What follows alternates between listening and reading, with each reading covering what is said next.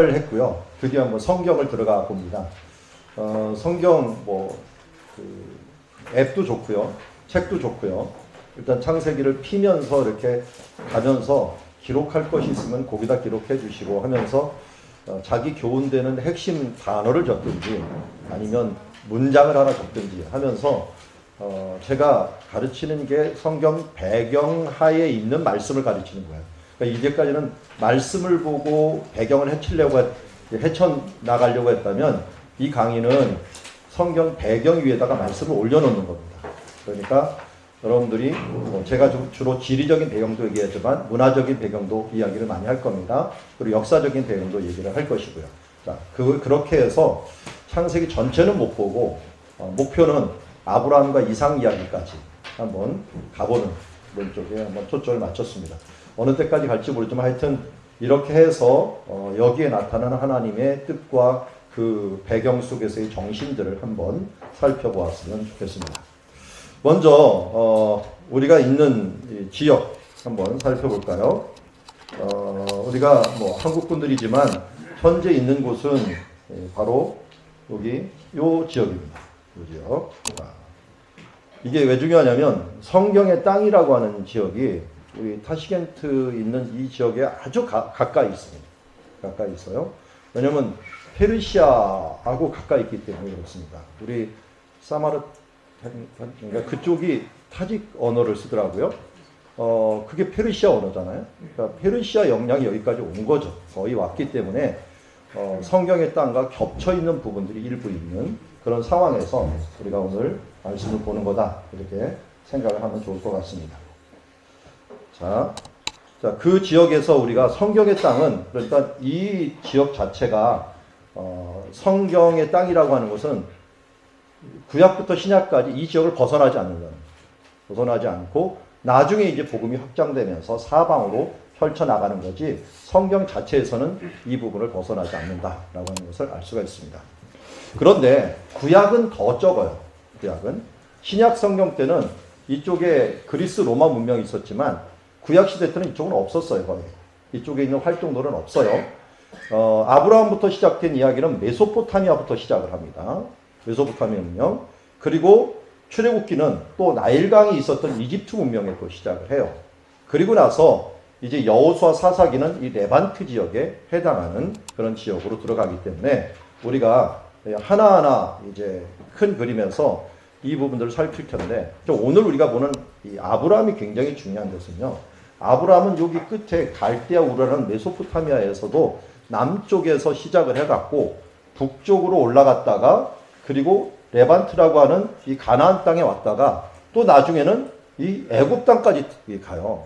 그러니까 아브라함이 들렸던 요 비옥한 초생딸 지역이 바로 구약 성경의 배경이에요. 그러니까 아브라함은 믿음의 조상일 뿐만 아니라요. 성경, 특별히 구약 성경 배경의 조상이라고 할 수가 있어요. 그가 움직였던 거리에서 대부분의 모든 일들이 일어나고 있다. 참 유목민인데도 불구하고 이런 일들이 일어났다라고 하는 것. 그 시대에 그냥 한번 거쳐갔는데 이게 어떻게 이런 일들이 일어났을까? 어떻게 그가 믿음의 조상이 되고 나중에는 지금 한번 살펴보세요. 아브라함을 자기 조상이라고 부르는 사람이 너무 많아요. 육신적으로는 유대인이 자기를 조상이라고 하겠죠. 그렇지만 신앙적으로나 믿음적으로나 다 누가 이 아브라함의 후손이에요? 우리 기독교인들이 아브라함의 후손이에요. 저 이슬람 사람들도 자기네들이 이 아브라함의 후손이라고 얘기를 해요. 그래서 아브라함 무덤에서 절하고 기도하고 막 합니다. 그러니까 3대 유일신 종교가 이 세상에 있는데 유일신 종교가 유대교, 기독교, 이슬람이에요. 이 외에는 유일신 종교가 없어요. 다른 나라는 좀 다신교 성격이 굉장히 강한데 이 3대 유일신 종교의 조상으로 무조건 아브라함을 칩니다. 이런 거라면 아브라함이 대체 누군가를 연구할 필요가 있지 않았을까요? 자, 오늘 그걸 좀 파헤치도록 하도록 하겠습니다. 자, 우리는 주로 성경을 볼 때 이런 사건을 많이 봐요. 사건. 그래서 아브라함 이야기 전까지 11장까지는 아브라함 이야기 전까지고 아브라함의 이야기 25장까지 그 다음 이삭의 이야기 그 다음에 야곱의 이야기 요셉의 이야기 이런 식으로 이야기를 보지만 오늘은 순서가 뭐냐면 역사와 지리로 성경을 보는 겁니다. 역사 속에서 어떤 일이 벌어지는 상황에서 이런 일들이 일어났는가. 그리고 어느 배경하에서 이 사건이 일어났는가. 우리 육하 원칙 아시죠? 육하 원칙 할 때 언제 어디서 누가 무엇을 이렇게 얘기하죠.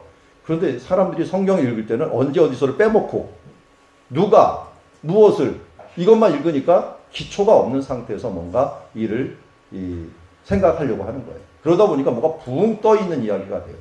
성경은 언제 어디서가 분명히 있어요. 그런데 언제 어디서를 빼먹으면 신화가 돼버립니다. 그래서 사람들이 성경을 읽다 보면 무슨 신화처럼 읽어요.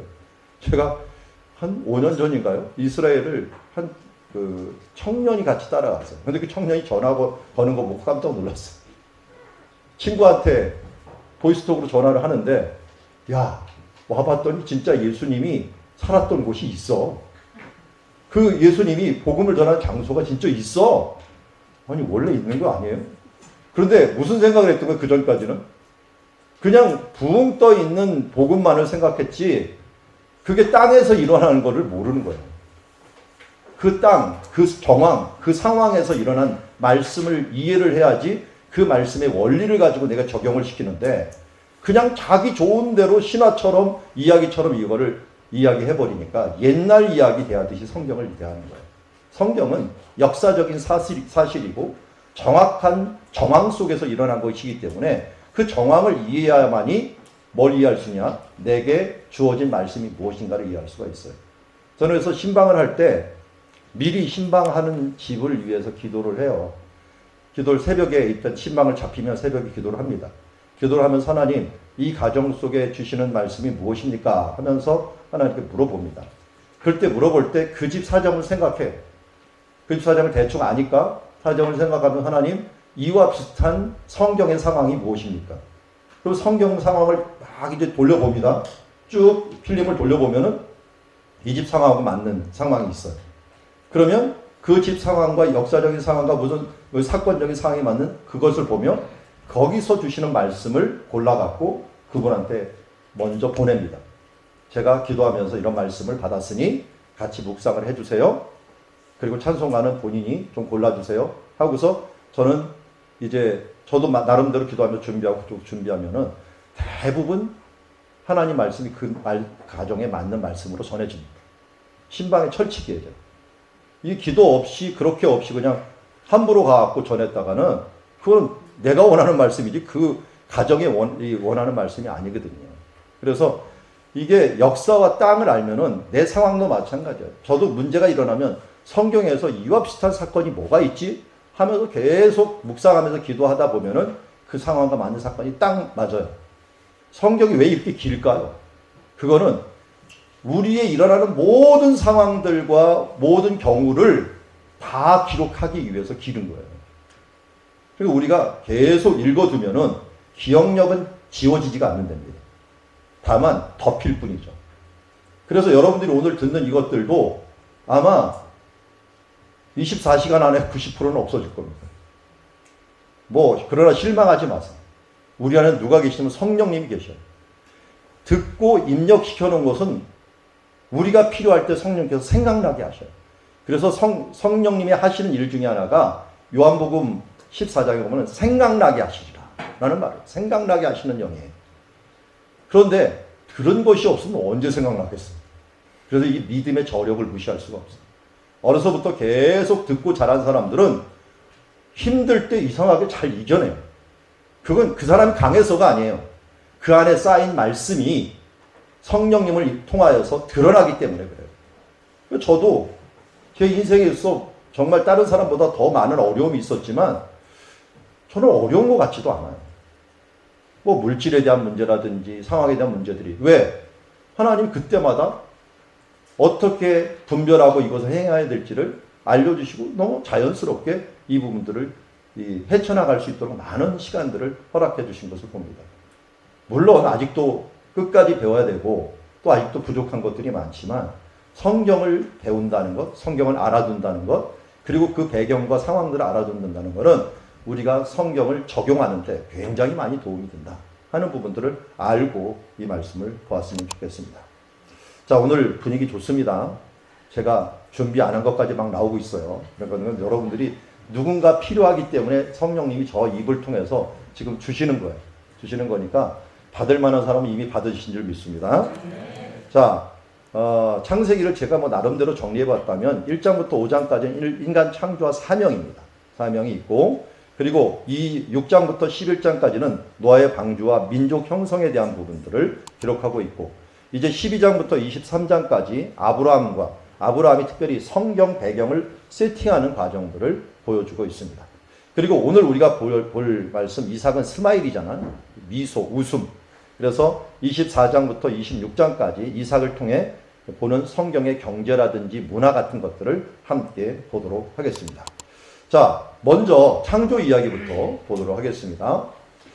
창조 이야기를 볼 때도 배경이 되는 것들을 먼저 볼까요? 에덴 동산, 아라랏산, 시날 땅, 3개 대륙.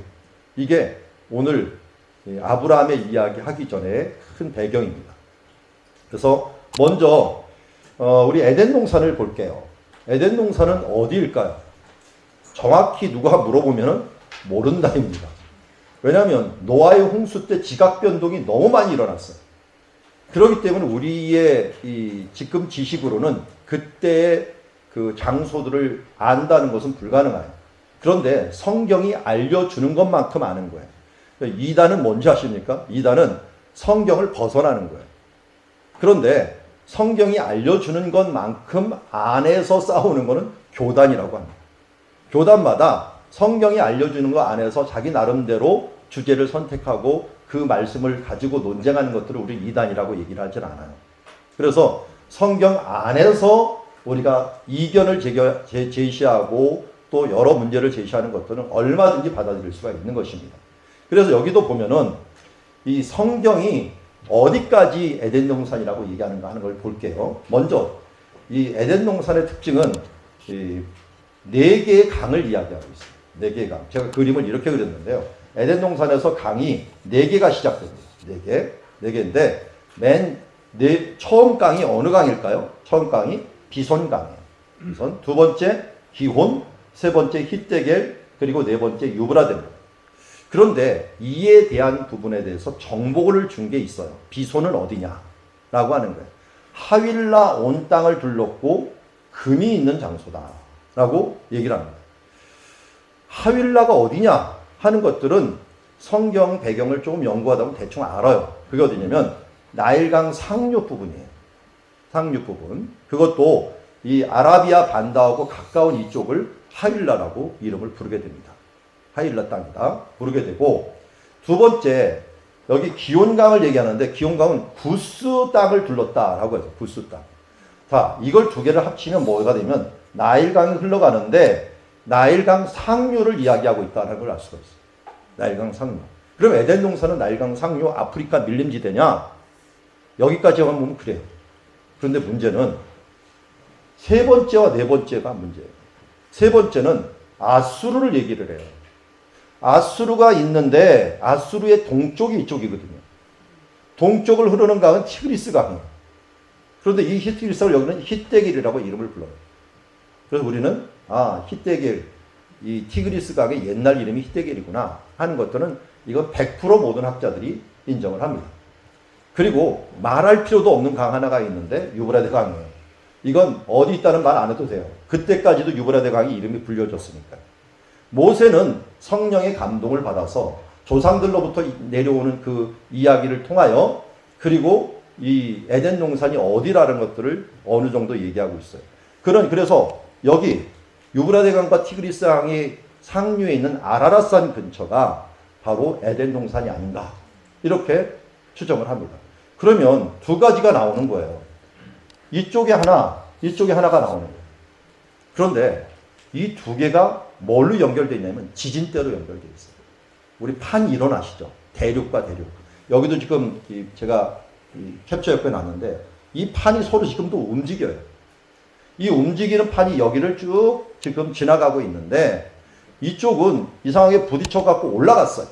올라갔는데 이쪽은 서로가 부딪혔는데 이건 내려가 버렸어요. 그리고 여기 몇천 메타 내려가 버리고 여기 몇천 메타 올라가 버리고. 그런데 지진이 나면 요 판이 같이 움직여요, 지금. 지금도 지진이 계속 일어나요. 여리고성이 어떻게 무너졌을까요? 여리고성이 사람들이 소리 질러서 막 무너졌죠? 예. 제가 무너뜨린 건 아닙니다. 그런데 가서 무너져 있더라고요. 그런데 실질적으로 소리를 지른다고 무너지는 건 아니고요. 거기서 제일 많이 일어나는 게 지진이에요. 하나님이 소리를 지를 때 예전에도 자주 일어났던 지진을 그때 많이 일으킨 거예요. 그때 왜 요단강물이 막혔는지 아십니까? 지진이 일어나고 비가 와버리면요. 그 지진에 의해서 흙이 무너지고 비가 오면서 물이 쓸려 내려와갖고 순식간에 요단강이 막혀버려요. 이거는 현대사에서도 2번 이상 있었던 이야기예요. 그런 때를 사용하시는 거예요. 그런 상황을 하나님께서 사용하셔갖고 그런 말 옛날에 있었죠. 개똥도 약에 쓰려면 없다 그러는데요. 필요한 그 시기에 예전에도 있었고 지금도 있는데 필요한 그 시기에 딱 내려주는 것. 그게 기적이라는 거예요. 하나님 그렇게 기적을 이루어 가신 거예요. 이 땅을 그렇게 사용하신 거예요. 자, 그렇게 보면 다시 한번 말씀을 드립니다. 여기와 여기는 예전에 하나였겠죠. 판이 이렇게 어긋나간 거잖아요. 어긋나가는. 그러면 하나였다면 예전에 이게 모여졌을 거 아니에요. 그 모여질 때 중간 부분 정도가 예루살렘. 그래서 왜 예루살렘이라고 하냐면 예루살렘에 샘 하나가 있는데 이 샘이 다른 데에서는 중동 어디에서도 찾아볼 수 있는 이름 하나를 가지고 있는 샘이에요. 그 이름이 기온이라고 하는 샘입니다. 그런데 강 이름의 두 번째 강이 뭐예요? 기온강이에요. 기온강은 어디서 나오겠어요? 당연히 기온샘에서 나오겠죠. 그러면 에덴 동산의 흔적 중에 하나가 바로 예루살렘에 남아 있었다는 겁니다. 그래서 어떤 사람은 예루살렘이 바로 에덴 동산이었다. 또 나중에 아라랏산에 노아의 방주가 나왔는데 왜 거기에 노아의 방주가 있느냐? 거기도 에덴 동산의 일부였다. 하는 그 정도의 우리는 정보를 어느 정도 알 수가 있습니다.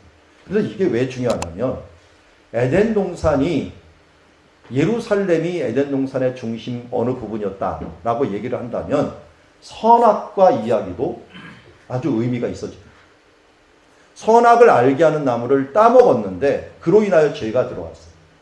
예수님 근데 어디서 죽으셨어요? 예루살렘에서. 어디에 달려서요? 나무에 달리셨어요. 나무 때문에 인류가 타락했는데 예수님께서 나무에 달려 죽으심으로 이 선악과의 저주에서 생명나무로 우리를 옮겨주는 일을 하셨다는 거예요. 그런 면에서 예수님이 다른 곳이 아닌 바로 기온샘이 있는 기온강이 흘렀던 에덴 동산의 일부의 그 중심에 가셔갖고 일부러 죽으셨다 하는 부분들까지 우리는 연결할 수가 있습니다. 자, 원래 에덴 동산에서 하나님께서 주신 약속이 있습니다. 그리고 명령이라고 할 수, 이걸 문화명령이라고 합니다. 우리 여기 앞에도 있지만 1장 28절 말씀 같이 한번 읽어보겠습니다. 자, 시작. 하나님은 그들에게 복을 주시며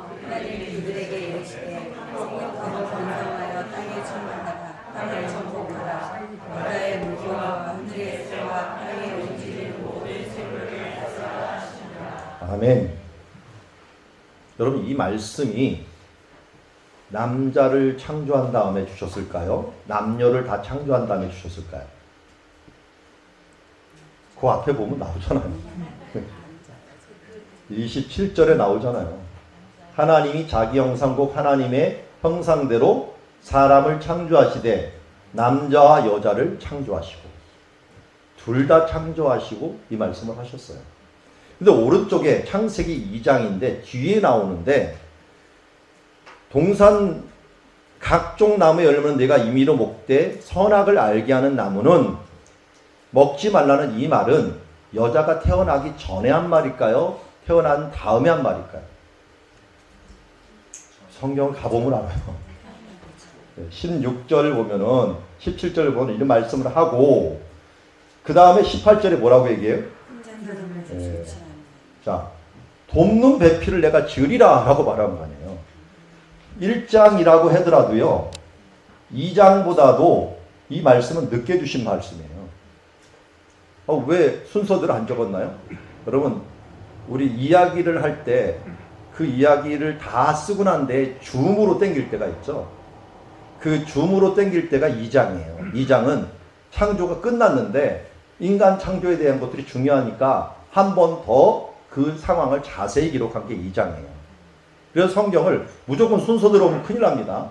이게 지금 예전 이야기를 갖다가 다시 이거를 땡겨갖고 보여주는 건지 아니면 순서대로 기록된 건지 그걸 잘 보셔야 돼요.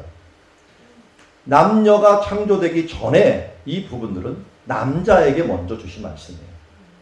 그러다 보니까 여자가 이 부분들을 남자에게 잘 들었어야 되는데 잘 들은 것도 같은데 나중에 보면 말하는 거 보면 잘 들은 게 아니야. 이건 남자의 책임도 있고 여자의 책임도 둘 다 있겠죠. 그래서 선악을 알게 하는 나무의 열매를 먹지 말라고 하는 부분들은 먼저 아담에게만 주셨던 말씀이에요. 그것을 잘 전수해야 되는데 이 전수가 제대로 안 된 것이다. 그래서 죄가 우리 가운데 들어오게 되는 결과를 가져왔습니다. 그런데 많은 분들이 이런 얘기를, 초신자들이 이런 얘기를 하더라고요. 선악을 알게 하는 열매를 먹지 말라고 했는데 아니 안 만들면 되지 왜 만드셔갖고 이걸 먹지 말라고 해. 아니 꺼리를 안 주면 되잖아. 그런데 하나님이 이걸 만들어야만 했던 이유가 뭔가 있을 거 아니에요. 이유가. 자, 이 이유를 알기 전에 선악을 알게 한다라고 하는 단어를 열왕기에 가서 사용한 사람이 있어요. 누굴까요? 선악을 분별하게 하옵소서 기도한 사람이 있어요. 누구죠? 솔로몬. 솔로몬이 어떤 기도를 했냐면 내게 듣는 마음을 주사. 듣는 마음을 주사. 선악을 분별하여 이 백성을 제대로 재판할 수 있도록 해달라는 기도를 했습니다. 우리는 솔로몬 기도 같으면 지혜를 구하 주시옵소서 이렇게 기도했다고 생각하잖아요. 그런데 솔로몬이 원하는 지혜가 뭐였냐면 하나님의 뜻을 알아서 선악을 분별하는 것. 그러니까 한마디로 다시 말하면 선악을 분별하는 것은 하나님이 잘하시니 하나님께서 선악을 분별하는 지혜를 주십시오. 라고 얘기하는 거예요. 그게 하나님 마음에 너무 맞아갖고 전무후무한 복을 그에게 주시는 것을 보게 됩니다. 아니 원래 하나님께 기도하고 선악을 분별해야 되는 거 아니에요? 그런데 왜 하나님이 그걸 보고 이렇게 기뻐하셨을까요? 그게 바로 여기서부터 깨졌기 때문에 그래요. 선악을 알게 한다는 것들은 왜 중요하냐면 우리는 여기 보면 생육하여 번성하여 땅에 있는 모든 것을 다스리라고 했잖아요. 우리 보고 뭘 맡긴 거냐면 이 땅을 전세로 맡겨준 거예요. 한마디로 우리가 매니저가 된 거예요. 매니저. 그런데 매니저가 항상 지켜야 되는 도리가 있어요. 이게 뭐냐면 주인이 누군가를 잊지 말아요. 매니저가 다 다스리다가 갑자기 자기가 주인처럼 행동을 해요. 그 사람 잘려요. 바로. 그건 나쁜 청직이죠. 우리가 하나님 앞에 항상 서야 되는 것들은 이 땅을 모든 것을 다스리라고 했지만 주인은 하나님이라는 걸 잊지 말아야 돼요. 그런데 주인은 하나님이라는 걸 어떻게 알 수 있을까요? 큰 문제가 생기면 주인한테 물어봐야 돼요. 이 문제에 대한 부분들을 선악간에 분별할 것들은 주인밖에 없어요. 우리 인간이 반드시 선과 악에 대한 판단은 우리가 하는 것이 아니라 주인 대신 하나님께 있습니다. 하면서 하나님께 물어봐야 됩니다. 그래서 아담도 하나님과 함께 저녁에 거닐면서 이런 부분들을 의논하고 살았습니다. 이것은 누가 주인이냐? 이 부분들에 대한 기준이었습니다. 이게 없다면 이제는 이 아담이 온 세상의 주인처럼 행동해도 되는 거예요. 그래서 하나님은 이거를 쳐다보면서 선악을 분별하는 이 나무를 쳐다보면서 내가 선악을 결정하는 사람이라는 걸 잊지 마라. 그리고 내가 문제 있을 때마다 나에게 물어봐야 된다. 하는 부분들에 대해서 이것을 기준을 정해준 것이라 할 수 있습니다. 이거를 솔로몬이 알려주지도 않았는데 알아서 하나님께 부탁을 하니까 하나님은 너무 마음이 기뻐요. 그것은 솔로몬이 지혜를 구하는 것이 아니라 하나님이 왕이시다. 하나님이 이 땅의 주인이시다를 인정하는 그런 태도였던 것입니다. 왜 하나님께서 다윗을 그렇게 기뻐했는지 아십니까? 신구약 성경을 통틀어 갖고 그 일생에 대하여 가장 많이 기록한 이 사람이 다윗입니다. 다윗은 룻기에 먼저 언급이 되었죠. 그 다음에 사무엘상, 사무엘하, 열왕기상, 거기다가 이 나중에는 역대상, 역대하, 시편 한 6개에서 그것도 조금씩 나오는 게 아니라 정말 많은 부분들을 하려하면서 그에 대한 설명을 해줍니다. 그런데 다윗을 하나님이 언제 기뻐했는가 잘 보면요. 다윗이 왕이 되었을 때 왕이 되자마자 한 일이 무엇인지 아십니까? 예루살렘에 수도를 두자마자 한 일이 언약궤 가져오는 거예요. 왜 언약궤를 가져왔을까요? 언약궤 가져왔을 때 여러분 시편 23편은 여호와는 나의 목자신 알지만 24편은 뭔지 아십니까? 문들아 머리 들어라 들릴지어다 영원한 문들아 영광의 왕 들어가시도록 영광의 왕 들어가신다. 여러분 여호와를 뭘로 인정하시는 거예요? 나의 진정한 영광의 왕은 여호와십니다. 자기가 왕이 되었음에도 불구하고 항상 그는 잊지 않았던 것이 진정한 왕은 하나님이셨다. 그러기에 그는 회개할 때도 정확하게 회개할 수 있었고 모든 문제에 있어서 하나님이 지적하시면 바로 엎드릴 줄 알았습니다. 그의 삶에 있어서 하나님을 진정한 왕으로 인정했기 때문에 그렇습니다. 그것을 보고 자랐던 솔로몬은 동일하게 그렇게 기도함으로 하나님께 축복을 받은 것을 보게 됩니다. 여러분, 우리의 판단의 기준은 하나님이십니다. 그 하나님이 말씀하신 성경이 우리의 모든 기준이 됩니다. 성경에서는 구약 성경 특별에서는 최고의 지혜가 여호와를 경외하는 것이라고 얘기합니다. 왜 하나님을 경외하는 것입니까? 하나님을 경외하지 않으면 이 말씀을 인정하지 못하기 때문에 그렇습니다. 하나님을 두려워하는 사람만이 하나님의 말씀을 인정하는 거예요. 저희 아이들도 사춘기 때 말썽을 부렸습니다. 그런데 선생님을 찾아가고 물어봤더니 기독교 선생님이 한 분 있었는데 제 아들은 문제가 없다는 거예요. 왜 문제가 없냐? 문제가 있는데 문제가 없대요. 왜냐하면 성경 가지고 얘기하면 다 듣는다는 거예요. 하나님 성경이 이렇게 얘기하지 않느냐 하면 얘가 예 하면서 아무리 말썽을 부리다가 성경 얘기하면 말을 다 듣는다는 거예요. 그런데 다른 애들은 기준이 없는 애들한테는 말을 못 하겠더래요.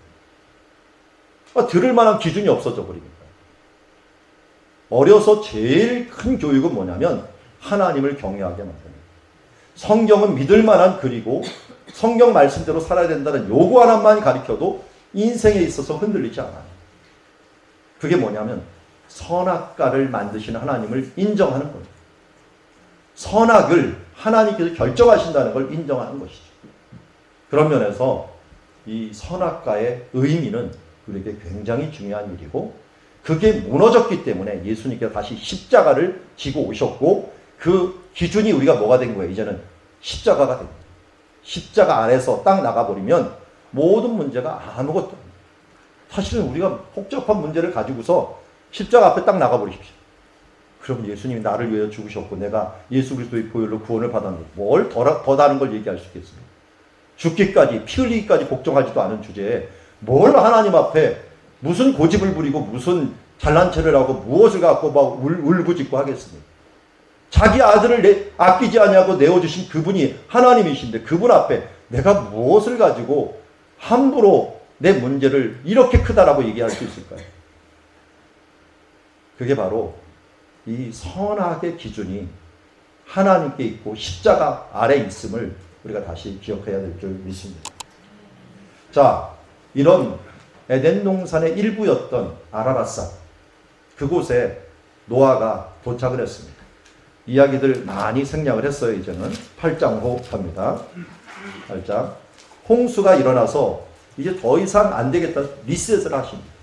리셋을 하시고 새로운 시작을 했는데 그 새로운 시작도 동일하게 또 에덴 동산의 일부였던 그 장소에서 도착을 합니다. 그래서 그런지 도착을 해고서 주신 창세기 9장 1절의 말씀은 이미 창세기 1장 28절에서 우리가 읽었던 말씀하고 굉장히 비슷합니다.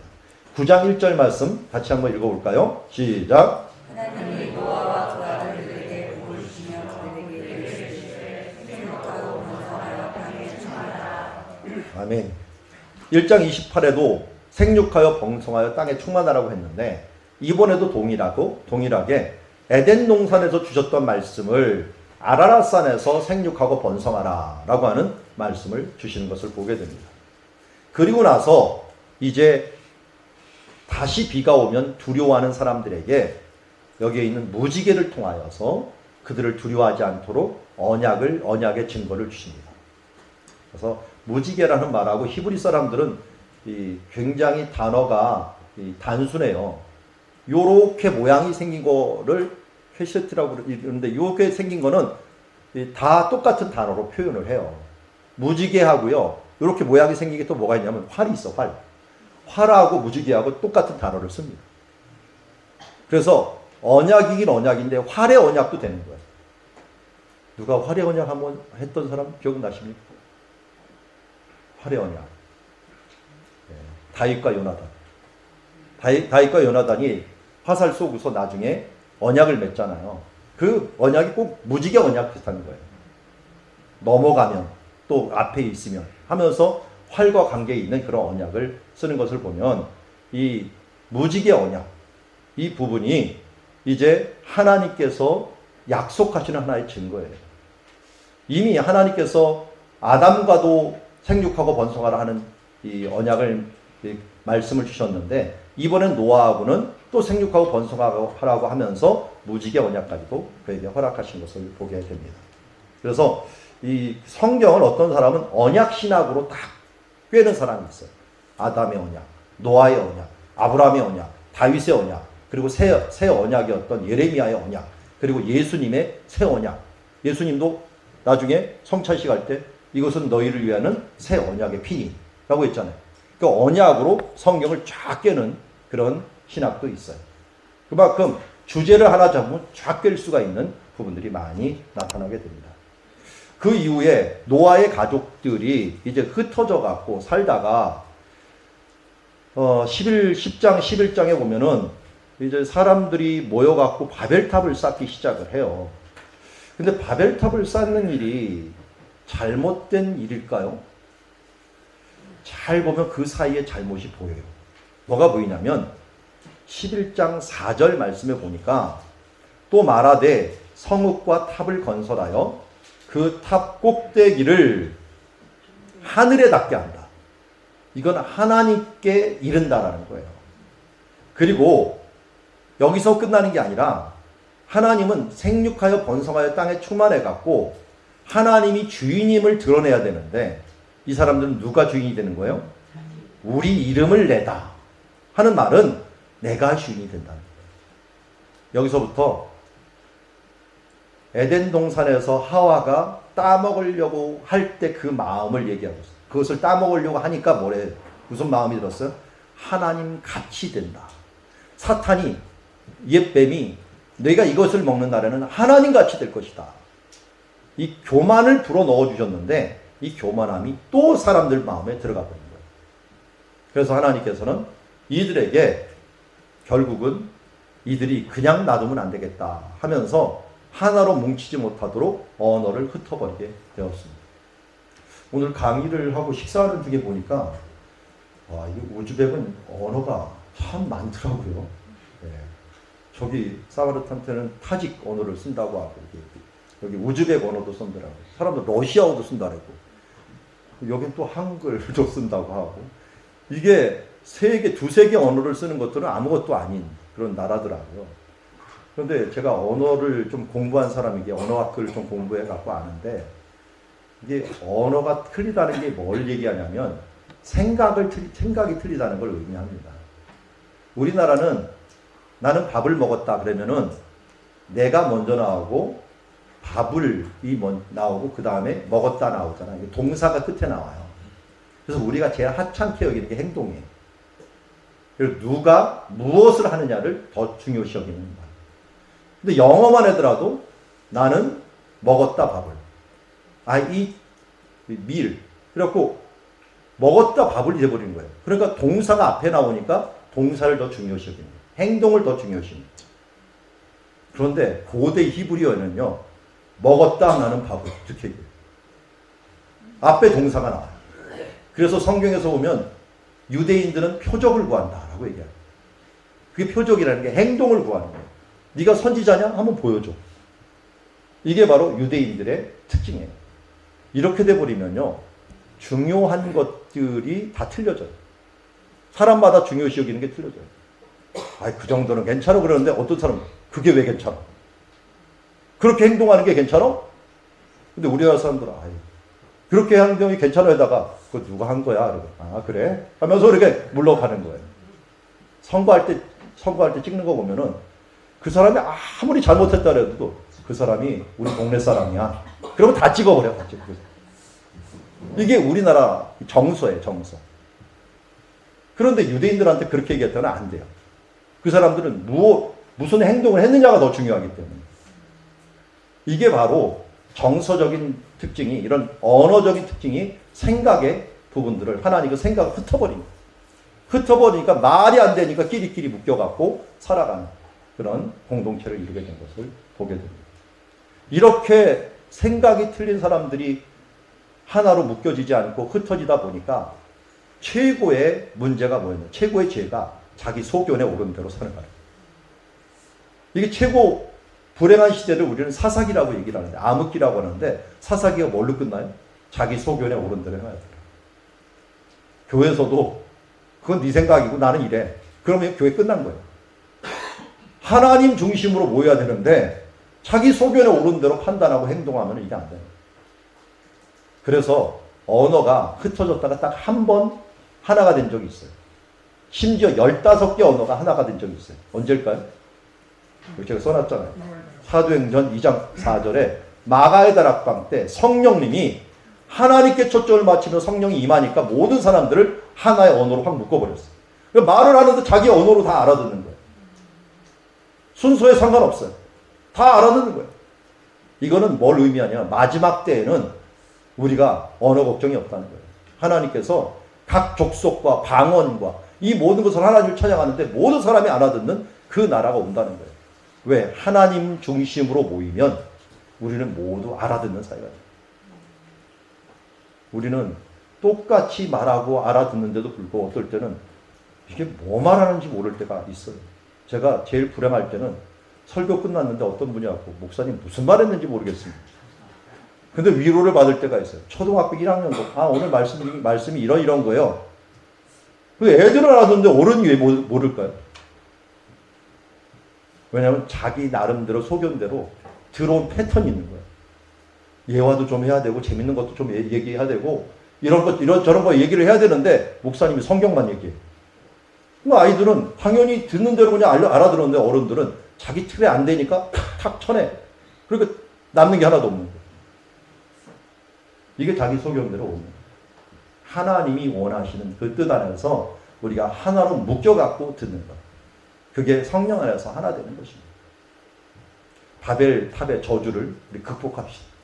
예수 안에서 그 성령의 하나됨으로써 말미암아 우리가 하나로 묶여지는 것. 그럴 때 우리가 하나된 마음으로서 하나님을 섬길 수 있는 줄 믿습니다. 자, 10장이 11장보다 먼저 일어난 일이에요. 그런데 10장이 이렇게 나눠지게 된, 나라가 이렇게 나눠진 이유를 창세기 1장, 2장처럼 11장을 뒤에다 적었어요. 자, 제가 지금 색깔로 구분을 해놨는데 이런 거예요. 신할 땅까지 간 다음에 그 사람들이 언어가 흩어졌는데 야벳 족속, 여기 보면 야벳이라는 이름이 있죠. 야벳 사람들은 이쪽으로 갔어요. 그래서 제가 여기 쳐놓은 것들이 성경에 나오는 도시 이름들이에요.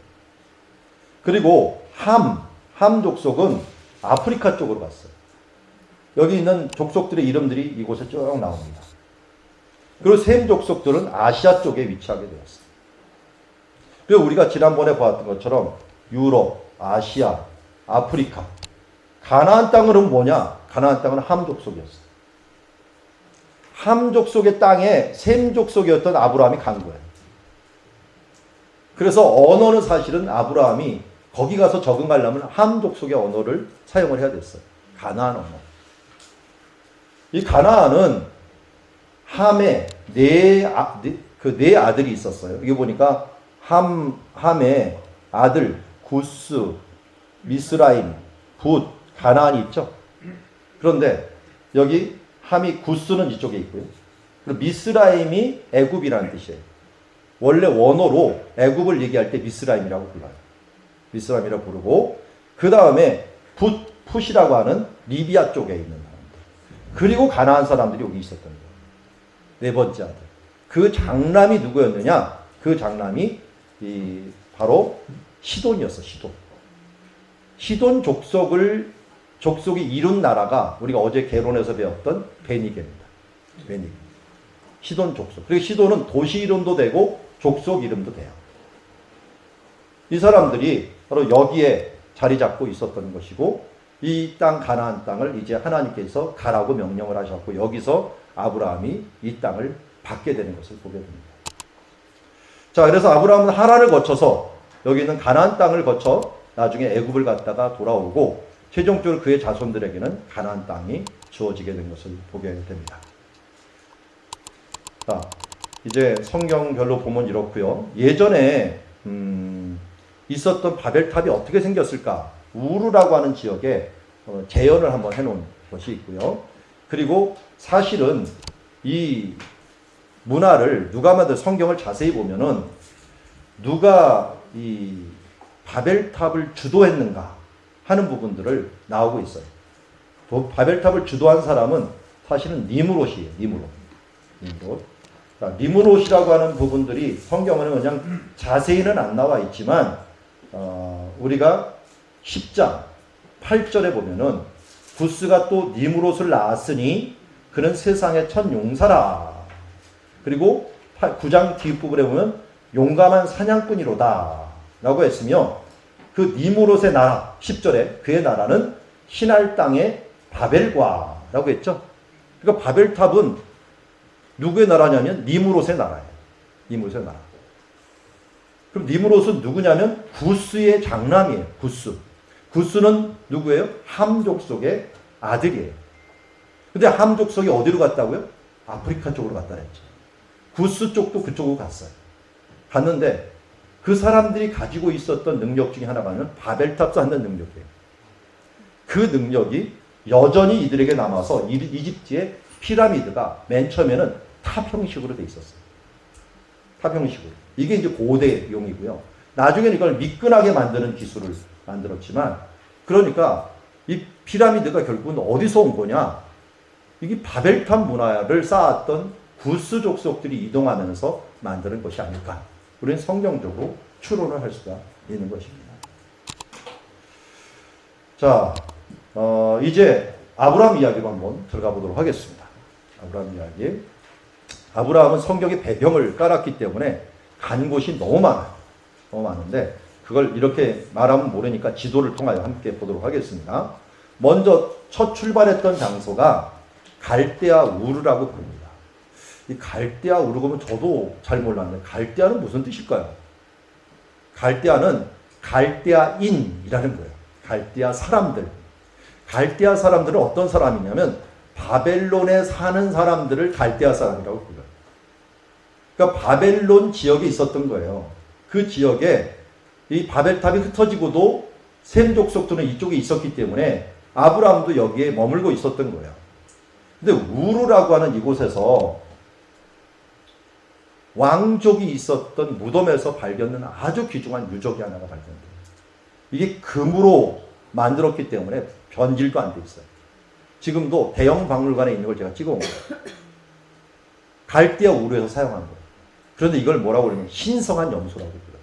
신성한 사냥이라고 부릅니다. 이 사냥이 어디에 걸려 있냐면 나무에 걸려 있어요.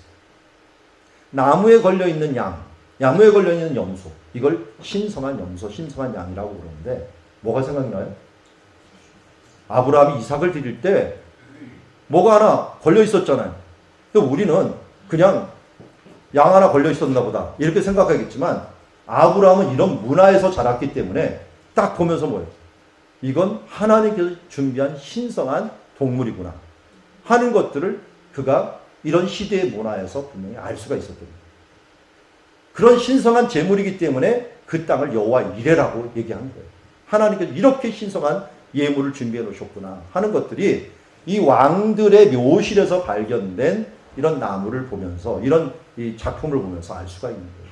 이게 아브라함 시대보다 훨씬 더 이전에 있었던 이 물건들인데 이게 남아갖고 발굴이 되면서 이때 시대의 배경을 알 수가 있게 한 거죠.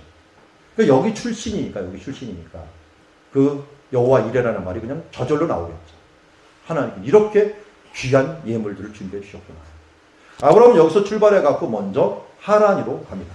성경에 보면 우르를 떠나 여기 갈대아인의 우르를 떠나 하란에 이르러 거류를 했다. 여기서 아버지가 아마 노쇠하고 있었기 때문에 아버님이 거의 돌아가시지 않을 때 출발을 했어요.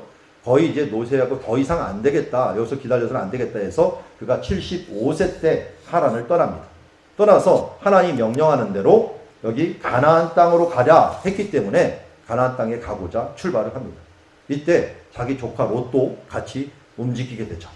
움직이는데 갔는데 이제 얼마 있다가 기근이 일어나요.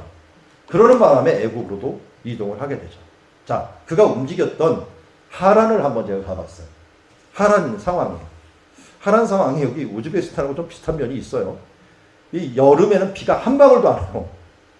한 방울도 안 오는데 덥기는 50도 이상이 또 돼요. 그러다 보니까 사람이 흙집을 지어요. 흙집을 지고 위에는 구멍을 뚫어놔요. 비가 별로 안 오니까 위에서 불 떨어질 일 없고 이 아래에서 더우니까 요리 같은 거 해 먹고서 연기가 또 일로 올라와요. 그런 집을 짓고 사는 거예요. 근데 이런 것도 더운데 유목민들은 어떻게 살까요? 유목민 텐트 하나 쳐놓고 그냥 여기서 살게 되는 거예요. 그리고 이 땅은요, 지금 이렇게 멋있게 해놨지만 이거는 관계시설도 하고 펌프로 물을 끌어들인 거고요. 예전에 이 강 상류에 위치해 있었기 때문에 물을 끌어들일 만한 힘은 없었어요. 그러니까 뭐가 되냐면 풀 정도는 났어요. 풀. 그래서 유목민이 사는 동네예요. 유목민. 그래서 아브라함이 유목민이었던 것은 이러한 배경에서 살았기 때문에 유목민으로 살게 된 것을 보게 됩니다. 자, 이런 곳에 그래도 이 땅이요. 가나안 땅보다는 훨씬 좋아요. 풀이 훨씬 더 많고 그래도 강이 있잖아요.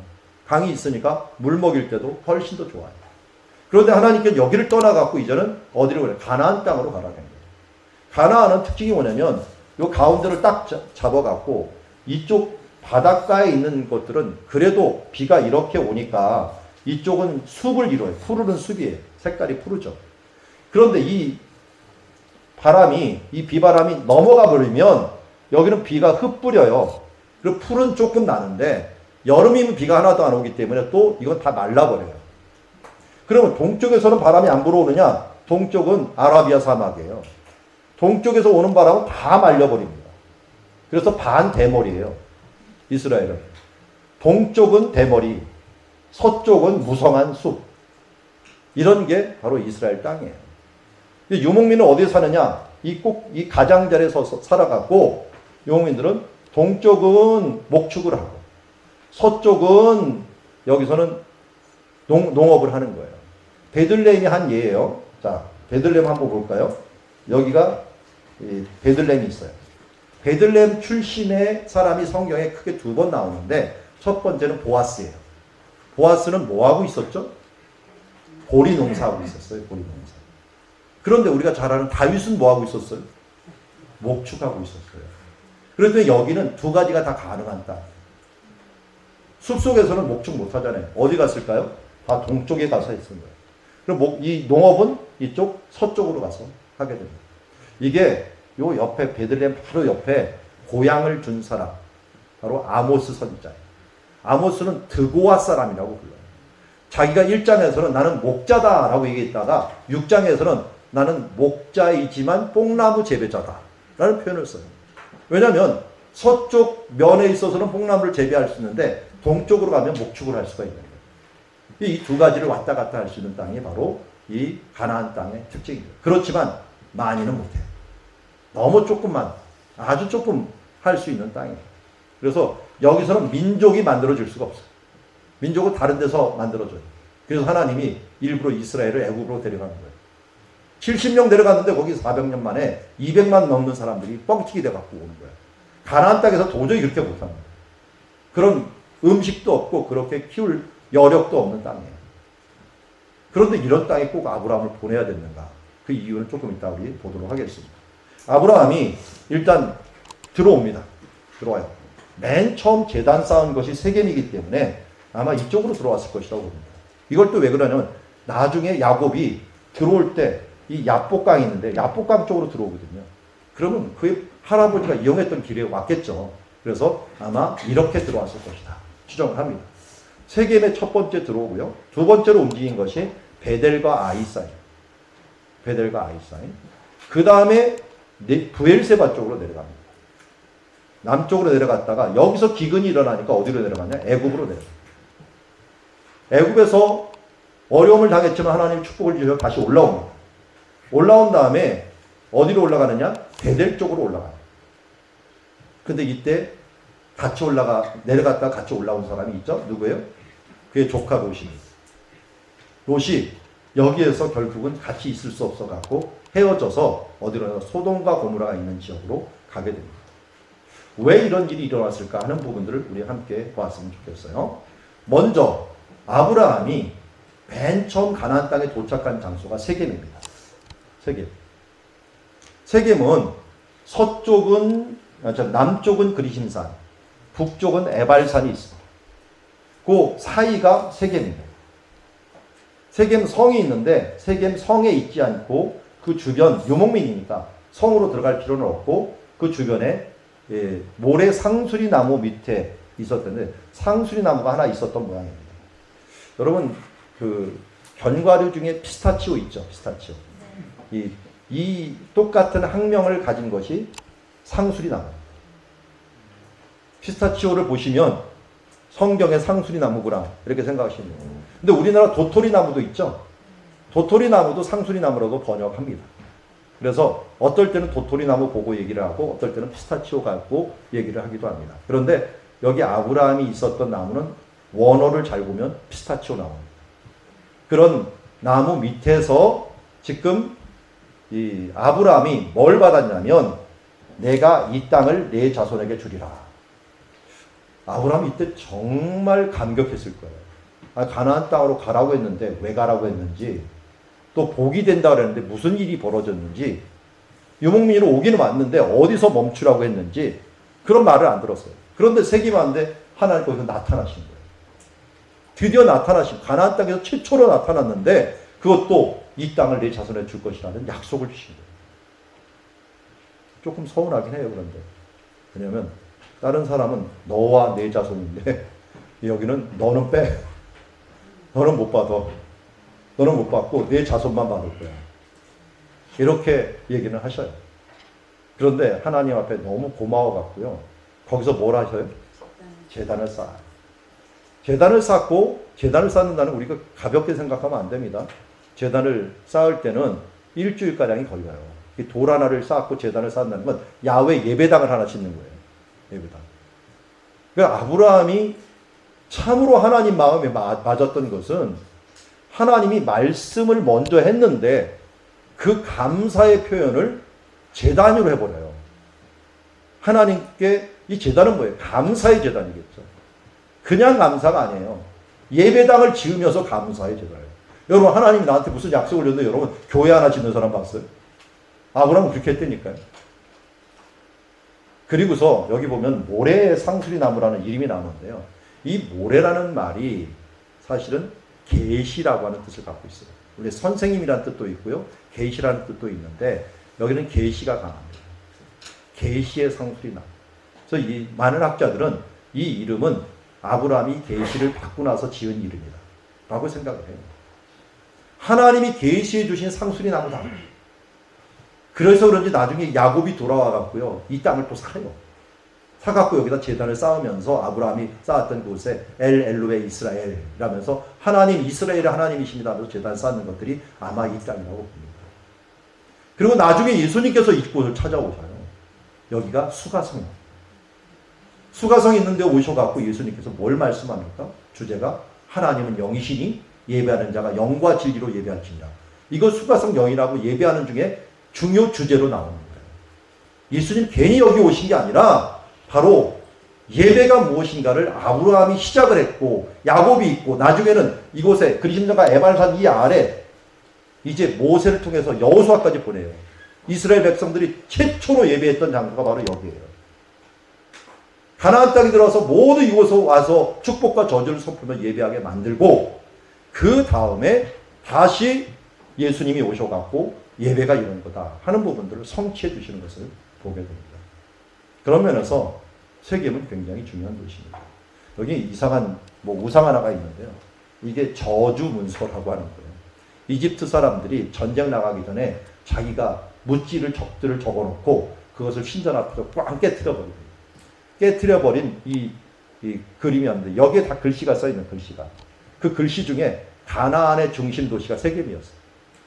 그래서 가나안을 지칭할 때 그냥 세겜으로 간다 이렇게 얘기해요. 우리도 어디 간다 그래요? 한국 간다 안 하고 서울 간다 그러잖아.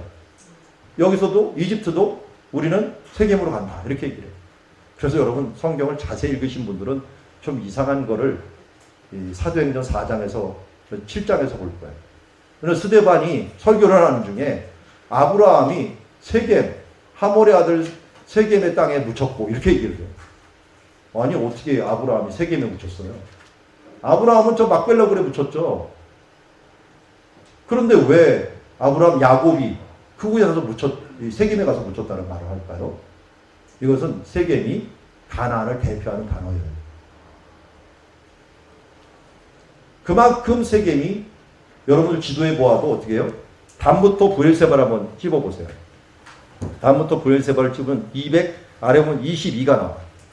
22의 가운데가 11이 되겠죠. 11. 11이 되는 지점에서 올라가 보세요. 위로 올라가면 세겜이 나와요. 이상하게 지질도 이상하게 에발산하고 그림산이 지질이 틀려요. 여기서 반쪽으로 나눠져 버려요. 땅이.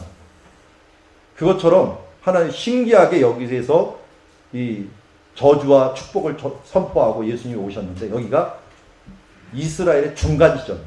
중간 지점. 단부터 보엘사의 중간 지점.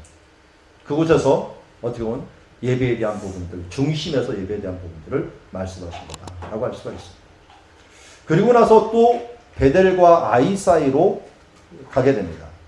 베델이 있고 아이가 있는데요. 그럼 지도를 한번 보세요. 베델과 아이를 한번 찾아보세요. 찾으셨나요? 빨간 선 위에 베델이 있죠. 그리고 넘어서 동쪽으로 아이가 하나가 있어요. 보입니까? 아이가 있나요? 없나요? 있죠. 자, 이 방향강을 가지고 이걸 보세요. 베델 동쪽 산으로 옮겨라고 했어요. 베델의 동쪽을 생각해 보세요. 그러면 이 족장의 도라에서 위겠죠. 위. 족장의 도라 위. 그런데 서쪽은 베델이요 동쪽은 아이라 라고 하는 얘기는 베델과 아이 사이에 딱 서면은 서쪽은 베델이 되고 동쪽은 아이가 되겠죠. 그 지점이 여기에요. 사실은 여기다가 사람들이 비잔티 시대 때 교회를 만들어 놨더라고요. 이쪽에는 베델이고 이쪽은 아이예요. 그리고 그곳에서 제단을 또 쌓았어요. 그리고 여호와의 이름을 불렀다.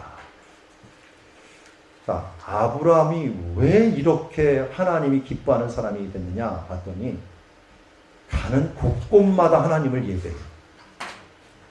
그가 만약 예배하지 않았다면 그 장소가 하나님이 기뻐하는 장소, 하나님께서 기억하는 장소가 되지 않았을 거예요. 우리는 세겜도 기억하고 있고 베델도 기억해요. 왜? 아브라함이 제단을 쌓았기 때문에. 그것을 하나님께서 나중에 성경 역사의 하나의 기준점으로 사용을 하고 있는 것을 보게 됩니다.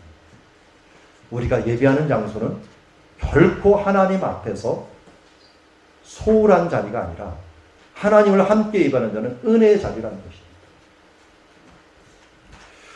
자, 그리고서 이제 남방으로 옮겨갔다. 남방이라고 이렇게 했는데, 남방을 원어로는 네게부라고 부릅니다. 여러분 지도에서 남방, 네게부라고 써있죠? 중심 도시는 어디예요? 브엘세바입니다. 이렇게 멋있는 땅이 된 거는 100년에 한 번 있을까 말까 한 거고요. 사진 작가가 찍은 것들은 믿지 않는 게 좋습니다. 그거는 제일 멋있을 때 찍는 거고, 제가 찍는 사진은 그냥 평범할 때 찍는 사진이죠.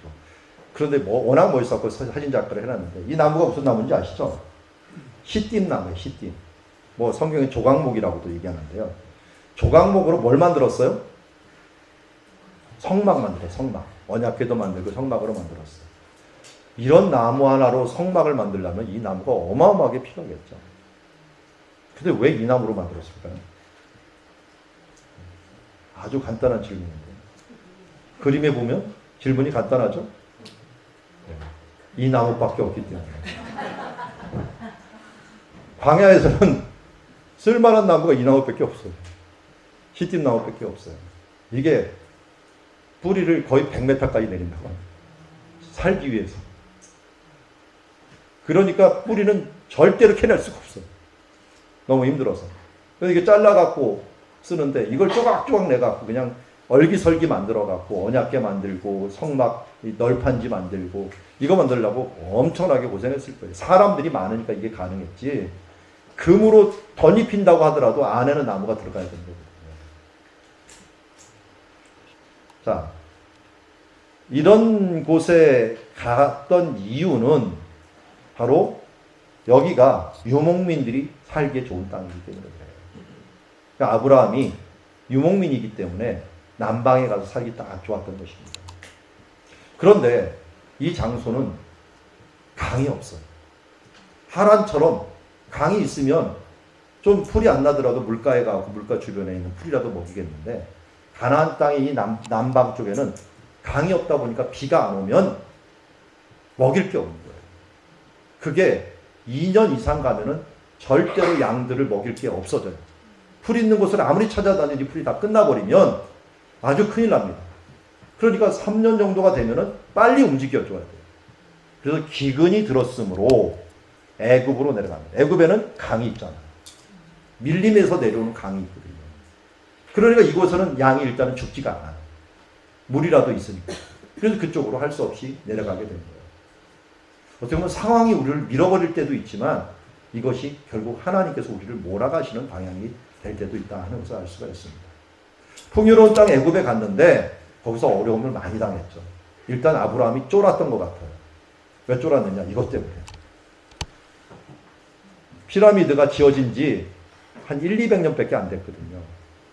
빛과 번쩍했어요. 그 당시에는 이 피라미드가 요 위에 보듯이 그냥 울퉁불퉁한 게 아니라 매끈하고요, 화강암으로 만들어갖고 번쩍번쩍 빛이 났어요.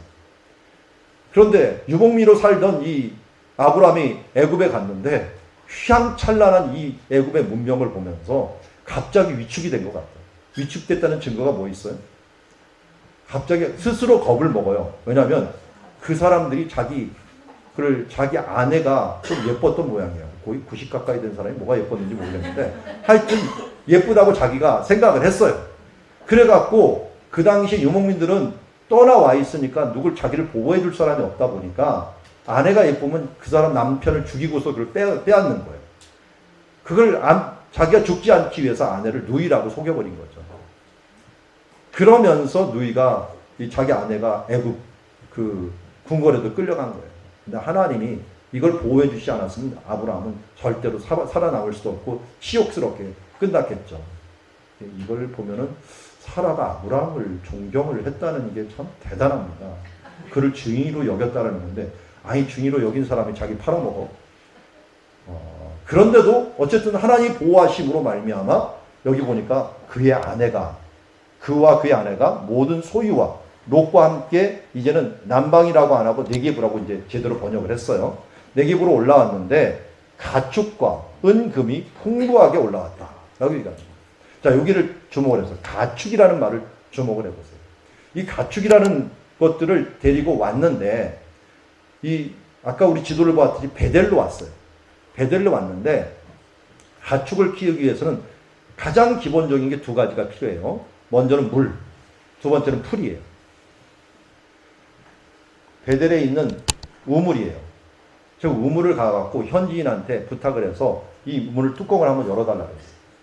여기 뚜껑을 열어서 봤더니요. 진짜 거짓말하고 한 20m는 돼요. 옛날에는 이걸 끌어올리느라고 이렇게 이 밧줄에 옆에 있는 돌들이 다 달아버렸어요.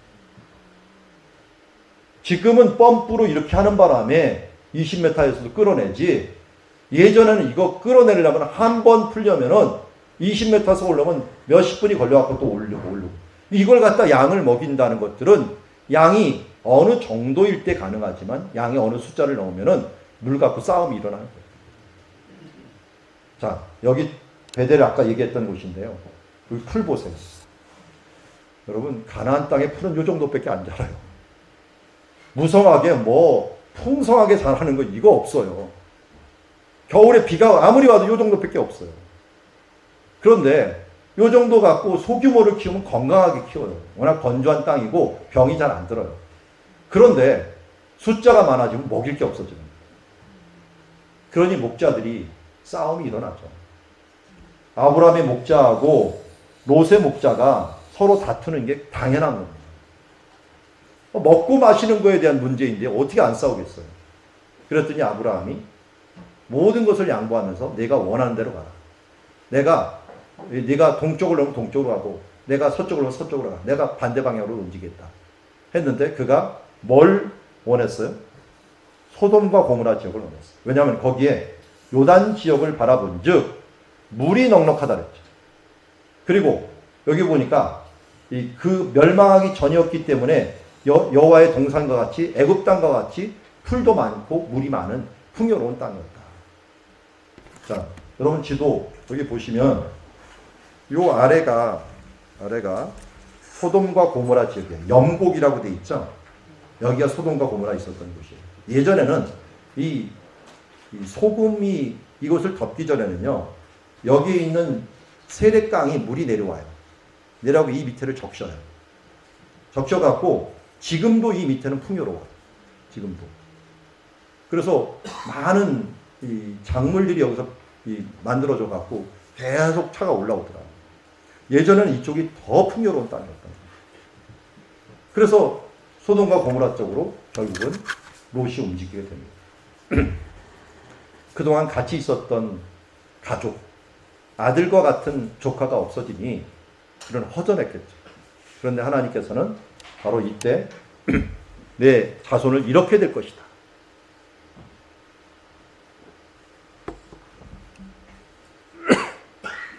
모래와 같이 이렇게 많게 할 것이다 라고 하는 것을 약속해 주셨습니다. 그리고 난 다음에 롯이 소돔과 고모라 가서 사건이 생깁니다.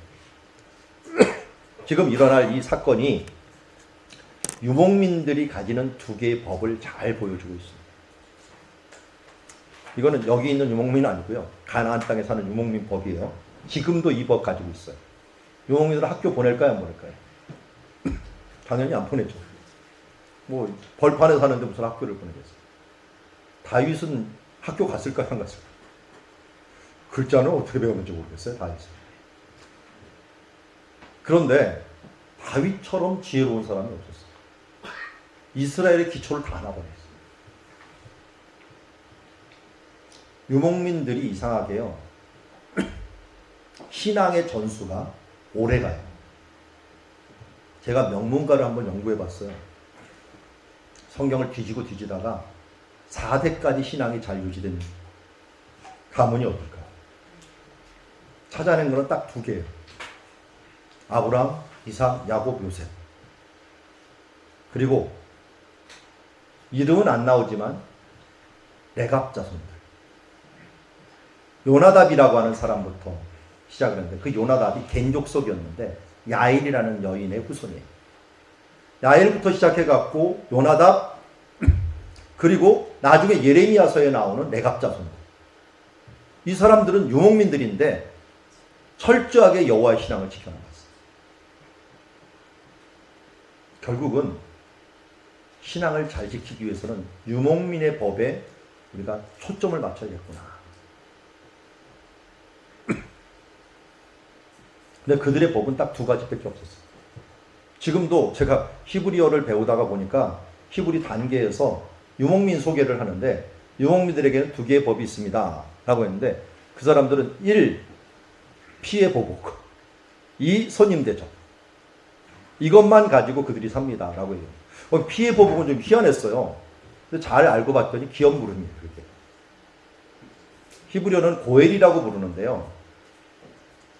우리 가까운 가족들에게 문제가 생기면은 그 가족의 책임을 가까운 사람이 책임지는 거예요.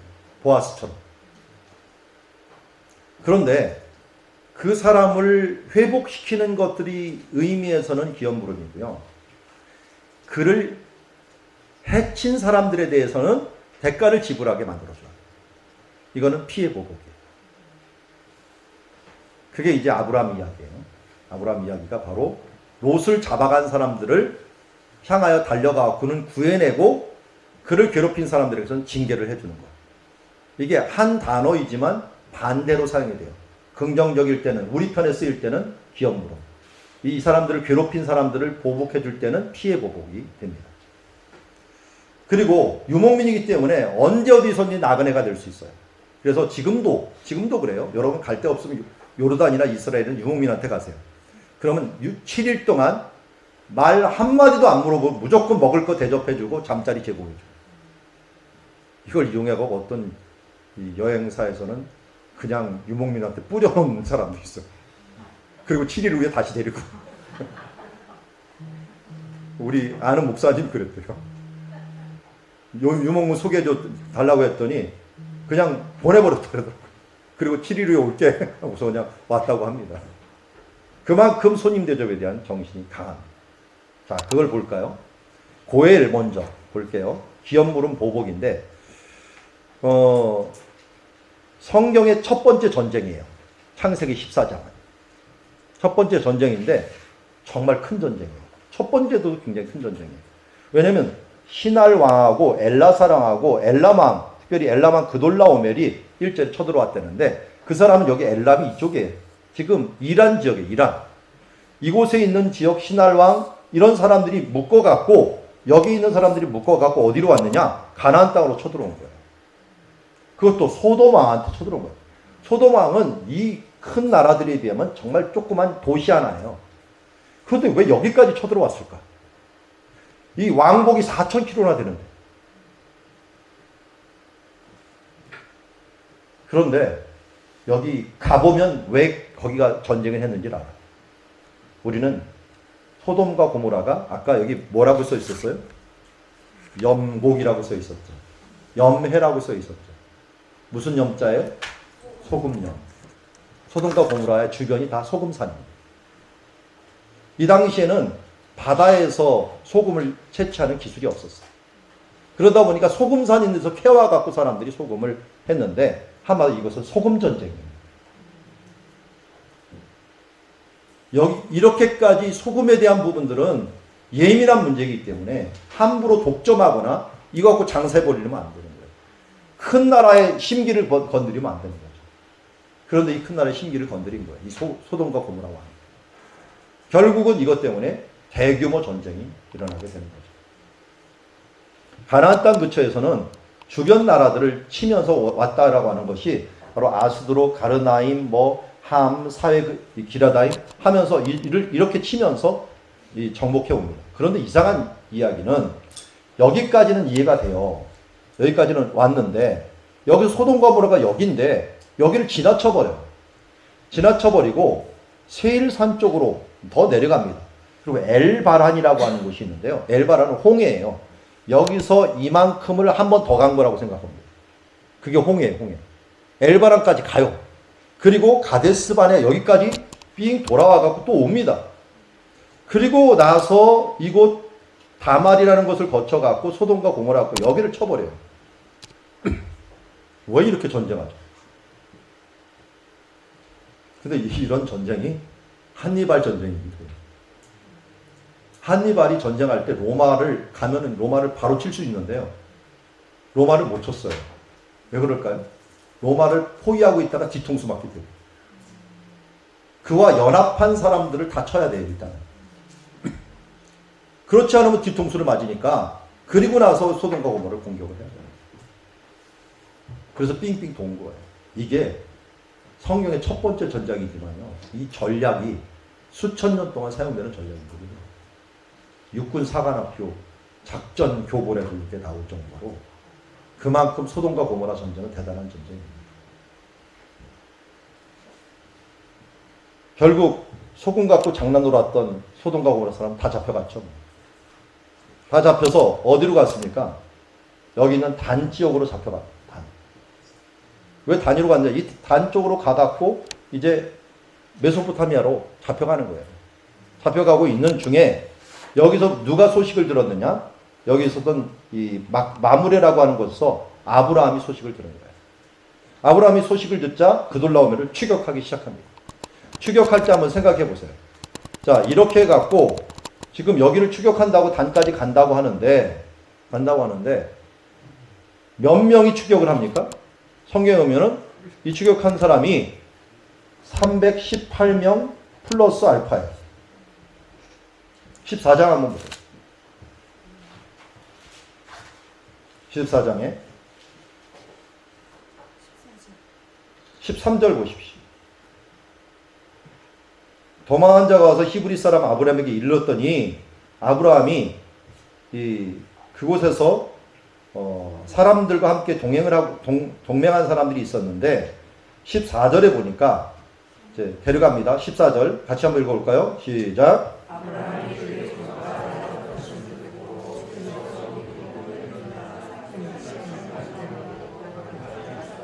예. 단까지 쫓아갔다면 318명만 갔을까요? 그런데 그 위에 동맹한 사람들이 있다라고 하는 말을 하고 있죠. 이 사람들이 있다는 것을 어디에 알 수 있냐면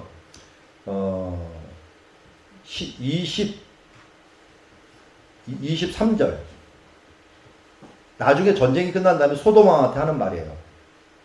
내 말이 내가 아브라함을 치부하게 했다는 말을 할까요? 내게 속한 것은 하나도 내가 얻기를 원하지 않는다. 그래서 24절 오직 젊은이들이 먹은 것과 나와 동맹한 아넬과 에스골과 마므레의 분깃을 제할 것이다. 이 사람들이 함께 했다는 걸 알 수가 있죠. 그러니까 동맹한 사람들이 318명 플러스 알파예요. 그런데 해봤자 자기가 데려간 군대보다 많겠어요. 1000명 이하에 1000명 이하. 그런데 이 사람들은 연합군이니까 최소한 몇만 명이에요. 최소한 몇 명 한 명하고 1000명도 안 되는 사람이 전쟁에서 어떻게 이길 수가 있겠어요. 그런데 아브라함은 무조건 출발합니다. 왜 그럴까요? 자기가 기업물을 짜기 때문에. 기업물을 짜는 이기느냐 지느냐는 중요하지 않아요. 행동하는 게 중요해요. 죽어도 좋으니까 일단 기업물은 자가 된 사람은 구하기 위해서 출발을 해야 돼요. 안 하면 그는 나쁜 말로 호로 자식이 돼버리거나 그 사회에서 축출이 돼버려요. 이 친척이면서 돌아보지 않는 거 하면서 어차피 그 사회에서 살 수가 없어요. 그러니까 유목민들은 이런 철저한 법을 갖고 있기 때문에 자기 친척이 있으면 무조건 갑니다. 그럼 아브라함이 안 됐으면 누가 일까요? 아브라함이 만약 가다가 죽어요. 그럼 그 다음 가까운 친척이 해야 돼요. 아마 그건 아람 사람들로 넘어갈 수도 있어요. 하란 있는 곳에서도 일어날 수도 있어요. 유목민들을 건드리지 못하는 이유 중에 하나는 이게 대를 거쳐갖고 벌떼같이 죽을 때까지 쫓아온다는 거예요. 그리고 지금도 유목민들을 건드리면 안 돼요. 유목민들은 그 다음 친척이 못하면 그 다음 친척, 그 다음 친척부터 그 다음 친척. 이게 그들이 명예를 지키기 위해서 모두 해야 되는 거예요. 자산 폭발 테러가 그냥 일어나는 게 아니에요. 이런 정신들이 그들 가운데 있기 때문에 안 되면 내가 죽어서라도 이 일들을 하겠다라고 하는 게 그들의 정신이다라고 하는 것을 알 수가 있습니다. 결국은 아브라함은 무조건 간 거예요. 그런데 하나님께서 이때 지혜를 주신 거죠. 어떻게 지혜를 줬느냐? 갔는데 318명을 가지고 데려갔는데 거기에 밤이 되었어요. 밤에 마침 이 사람들이 단이라는 곳에 있었다니까요. 단에. 그래서 단까지 이르렀다 그랬잖아요. 단은 그런데 나무가 많은 곳이에요. 나무가 많고 숲이 있는 곳이다 보니까 밤에 이들을 습격을 해버리면 무슨 일이 벌어지냐면 숫자를 가늠할 수가 없어. 몇 명이 왔는지를 몰라요. 그러니까 이게 수만 명이 왔는지 수천 명이 왔는지 수백 명이 왔는지 모르니까 밤에 꽹가리 치면서 그야말로 막 소리를 지르면서 횃불 들고 막 전진한 거예요. 이 사람들은 뭐예요? 아, 죽어도 좋다는 거예요. 어차피 기업 물을 자는 죽음을 각오하고 가는 거니까요. 이 용맹성에 이 사람들이 겁에 질려가고 도망하기 시작했고 숫자도 모르는 차에 막 빌려간 거예요. 그러다가 이제 포로 잡혀 있는 사람 풀어주고 더 군인들이 더해지면서 그들을 하는데 아마 도망이 얼마나 멀리 갔는지 다메섹 왼편 호박까지 쫓아는 다메섹까지도 70km 되는데 호박까지는 한 100km 넘게 되는 거예요. 그것까지 끝까지 자기 친척 찾을 때까지 가버리는 거예요. 우리 그 얘기했죠. 이 다메섹이 북쪽이고 그리고 호바라는 건 더 북쪽이라고. 근데 이걸 뭐라 그랬어요? 왼편이라고 하는 표현을 썼다 그랬죠. 북쪽이라는 게 왼편이라는 거. 쫓아가고 빼앗겼던 재물과 자기 조카 롯과 그 재물과 부녀와 친척을 다 찾아왔다. 이거 안 하면 못 돌아오는 거예요. 이게 기업 물을 자예요. 구해내고 적은 처부시고. 이게 게릴라 전법이었으니까 가능했죠. 이 게릴라 전법이 있었기 때문에 그의 후손도 게릴라 전법에 능했어요. 후손 중에 게릴라 전법에 능했던 사람 누굽니까? 300명을 가지고 몇 명을 묻힌 사람 있잖아요. 또. 네, 기드온. 기드온의 300용사가 괜히 그 일 했는 줄 아세요? 다 아브라함 피라서 그걸 했던 거예요. 아브라함 이미 했던 적이 있었던 거예요. 318명 가지고 몇만 명을 이겼던 적이 있었던 거예요. 근데 요번에 참 이런 이야기를 가지고 단이라고 하는 곳을 갔는데요. 단이 몇 년 전부터 뭘 발굴을 한다고 했는데 이게 성문을 발굴을 하고 있었어요. 철기 시대는 이스라엘 시대의 성문이 이미 발굴됐는데 흙으로 된 성문이 발견됐다는 거예요. 알고 봤더니 이게 아브라함 시대 거예요. 그래서 이름이 아예 아브라함 성문이라고 이름을 붙여버렸어요. 이 당시에도 성벽이 둘러져 있었고 성문이 있었는데 흙으로 만든 성문. 요 안으로 분명히 아브라함이 지나갔을 거예요. 왜? 이기고 난 다음에 이리로 갔겠죠. 공격할 때는 몰래 올라갔겠지만 이기고 난 다음에 이쪽으로 왔고 돌아올 때도 이곳에 들렸겠죠. 그렇기 때문에 아브라함이 지났던 문. 이게 지금 발견이 됩니다.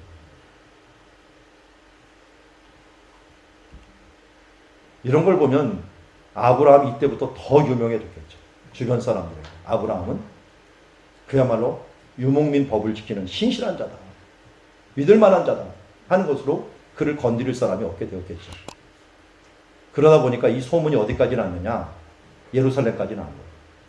그가 돌아올 때 예루살렘 부근에 있는 기드론 골짜기가 있는데 이걸 성경에는 사회 골짜기, 왕의 골짜기라고 이름을 부릅니다. 여기에 소돔 왕이 와갖고 맨 먼저 그에게 경배를 하고 우리가 보았듯이 소돔 왕이 그를 대접을 합니다. 왜 그랬을까요? 소돔 왕은 자기 뺏긴 물건하고 사람들 찾으려고 조금 물건은 다 갖고 사람만 다오 이렇게 했는데 아브라함이 소돔 왕의 간사함을 알았고 안 좋은 말을 하는 걸 알고 내가 신발끈 하나 받았다는 말 받고 싶지 않다. 다 가져라. 그리고 우리 동맹한 사람들 이것만 빼고서 간만 치르고 그다음 다 가져라. 그런데 이 모습을 보았던 사람이 누구냐요? 바로 이 멜기세덱이라는 사람이에요. 이 멜기세덱은 성경에 말할 때 어떤 사람이라고 얘기를 합니까? 멜기세덱은 바로 성경에 보면은 이 18절 보십시오. 살렘왕 멜기세덱이라고 얘기합니다. 살렘이 예루살렘을 얘기합니다. 예루살렘의 왕인데 이 무슨 일을 하냐면 여호와의 또 제사장이에요. 그래서 왕이면서 제사장인 이 예루살렘에 있던 멜기세덱이 와갖고 아브라함을 환영해 주는 거예요. 그리고 축복을 했더니 11조를 이게 성경에 나온 첫 번째 11조예요. 11조를 멜기세덱한테 준 거예요. 제사장한테 준 거예요. 준 게 중요한 게 아니라요. 줬다고 하면은 예배를 했다는 거예요. 여러분 11조는 언제 드려요? 예배 드릴 때 드리죠. 예배는 어디서 드렸을까요? 예배는 예루살렘에서 가장 높은 곳에 드려요. 그게 뭐냐면 이 위에 있는 모리아산이에요. 모리아산이 예루살렘에서 가장 높은 곳이고 거기에서 주로 예배를 드리는 제단이 있었을 것이라고 봐요. 그렇기 때문에 나중에 하나님께서 내가 지시하는 산, 모리아 있는 산으로 가라 그랬는데 딱 알아들은 거야. 옛날에 멜기세덱하고 예배 드렸던 곳, 거기 가라는 뜻이구나 하는 걸 알아들었던 것이죠. 그래서 이때 이제 이 아브라함이 멜기세덱에게 드렸던 이 장소가 바로 기드론 골짜기고, 이 멜기세덱의 반차를 따라서 오신 분이 예수님이에요. 예수님이 겟세마네에서 기도하고 나중에 올라가시는데 여기에 이 반차를 따라오신 예수님이다 하는 걸 알 수가 있습니다. 자, 여기에서 우리가 뭘 말씀드리냐면 예수님이 이 땅에 오신 기업 부르는 자다라고 했는데요. 예수님의 족보를 보면요, 기업 부름을 잘 감당했던 사람들이 다 등장을 해요. 뭐 보아스도 그렇고, 그리고 심지어 여자 중에서 기업 부름을 제일 잘했던 여자가 사실은 다말입니다. 유다의 며느리 다말. 그럼 거기 성경을 잘 보면 다말이 누구하고 동침을 합니까? 창녀처럼 해갖고 시아버지하고 동침해요. 좀 입장을 바꿔놓고 한번 생각해 봅시다. 젊은 여자가 늙은 시아버지하고 자고 싶겠어요? 이거 완전히 수치예요. 그런데 왜 자려고 하죠? 자녀 얻으려고. 지금 유다는 어떤 상황이냐면 자기 가족이 싫어갖고요. 그 가족에서 떨치고 가나안 땅으로 온 사람, 가나안 사람들에게 온 상태였어요. 그런데 다말은 자기 며느리는 첫째, 둘째한테 아들을 못 얻어갖고 셋째 달라고 했는데 셋째는 줄 것 같지도 않아. 그러니까 셋째 다음 차례는 누구냐면 시아버지를 통해서라도 어떻게든지 자손을 얻는 거예요. 수치스럽지만 어떻게든지 자손을 이어갖고 기업을 이어가려고 하는 여인. 그게 다말이었어요. 성경에는 그 여인을 귀히 여겨갖고 다말이라고 본 거예요. 기업 모르는 여인. 그래서 족보에다 넣어버린 거예요. 보아스는 말할 것도 없고요. 룻도 말할 것도 없고요. 그런데 예수님은 이 땅에 오셔서 무엇을 위해서 우리를 위해 죽으셨습니까? 우리가 죄에 팔려가고 죽는 것들을 이사야서 53장에 이렇게 얘기합니다. 우리는 다 양과 그릇 행하여 각기 제 길로 갔거늘. 양은 한번 모르는 길을 가면요 돌아오질 못해요. 자기 길을 몰라요. 맨날 갔던 길만 알고 새로운 길 가면 못 돌아와. 그래서 목자가 없으면 못 돌아오고 누군가 잡아와야 돼요. 근데 우리가 죄를 짓는 게 꼭 그래요. 알 수 없는 길로 가고 못 돌아오는 존재와 죄를 지면 사망인데 사망으로 가고 있는 거예요. 그런데 하나님께서는 어떻게 했어요? 이런 사람, 이런 우리 존재에게 우리의 죄악을 그에게 담당시켰다는 것은 이건 기업 모르게 했다는 거예요. 고엘로서 기업 모르게 했다는 거예요. 죄의 삭은 뭡니까? 사망. 그리고 예수님이 왜 죽으셔야 했는가? 죄의 삭을 우리를 대신하여 지셔야 됐으니까 죽으셔야만 했거든요. 그것도 피 흘림 없이는 죄 사함이 없는 자라 했으니 그 당시에 피 흘려서 죽는 그 십자형이 완성되고 유행할 때 예수님께서 일부러 십자가에서 모든 피를 다 흘리면서 우리의 죄값을 다 대신한 것입니다. 이게 바로 하나님의 공의입니다.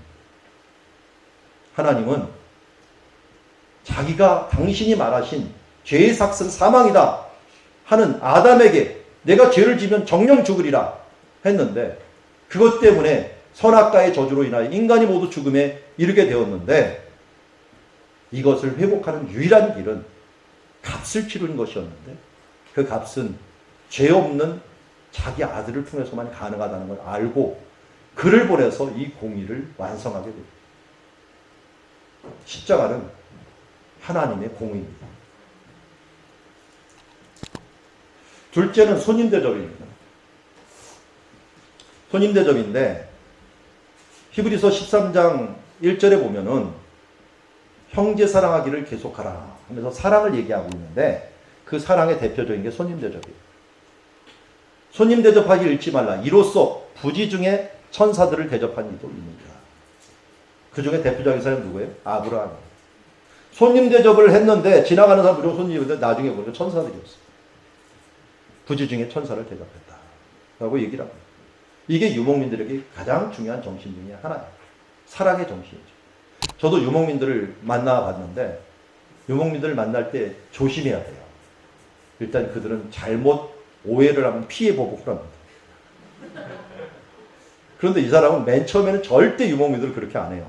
무조건 자기 집에 들어와서 차 한잔 마시고 뭐도 좀 먹고 하면서 대접을 해야 돼요. 이게 그들의 정신이기 때문에. 저는 지난번에 한번 가는데 길가를 딱 막아서고 우리 집에 들어와야 돼요. 그래갖고 한 차 탄 사람 서너 사람하고 들어갔는데 아니 보낼 생각을 안 하는 거예요.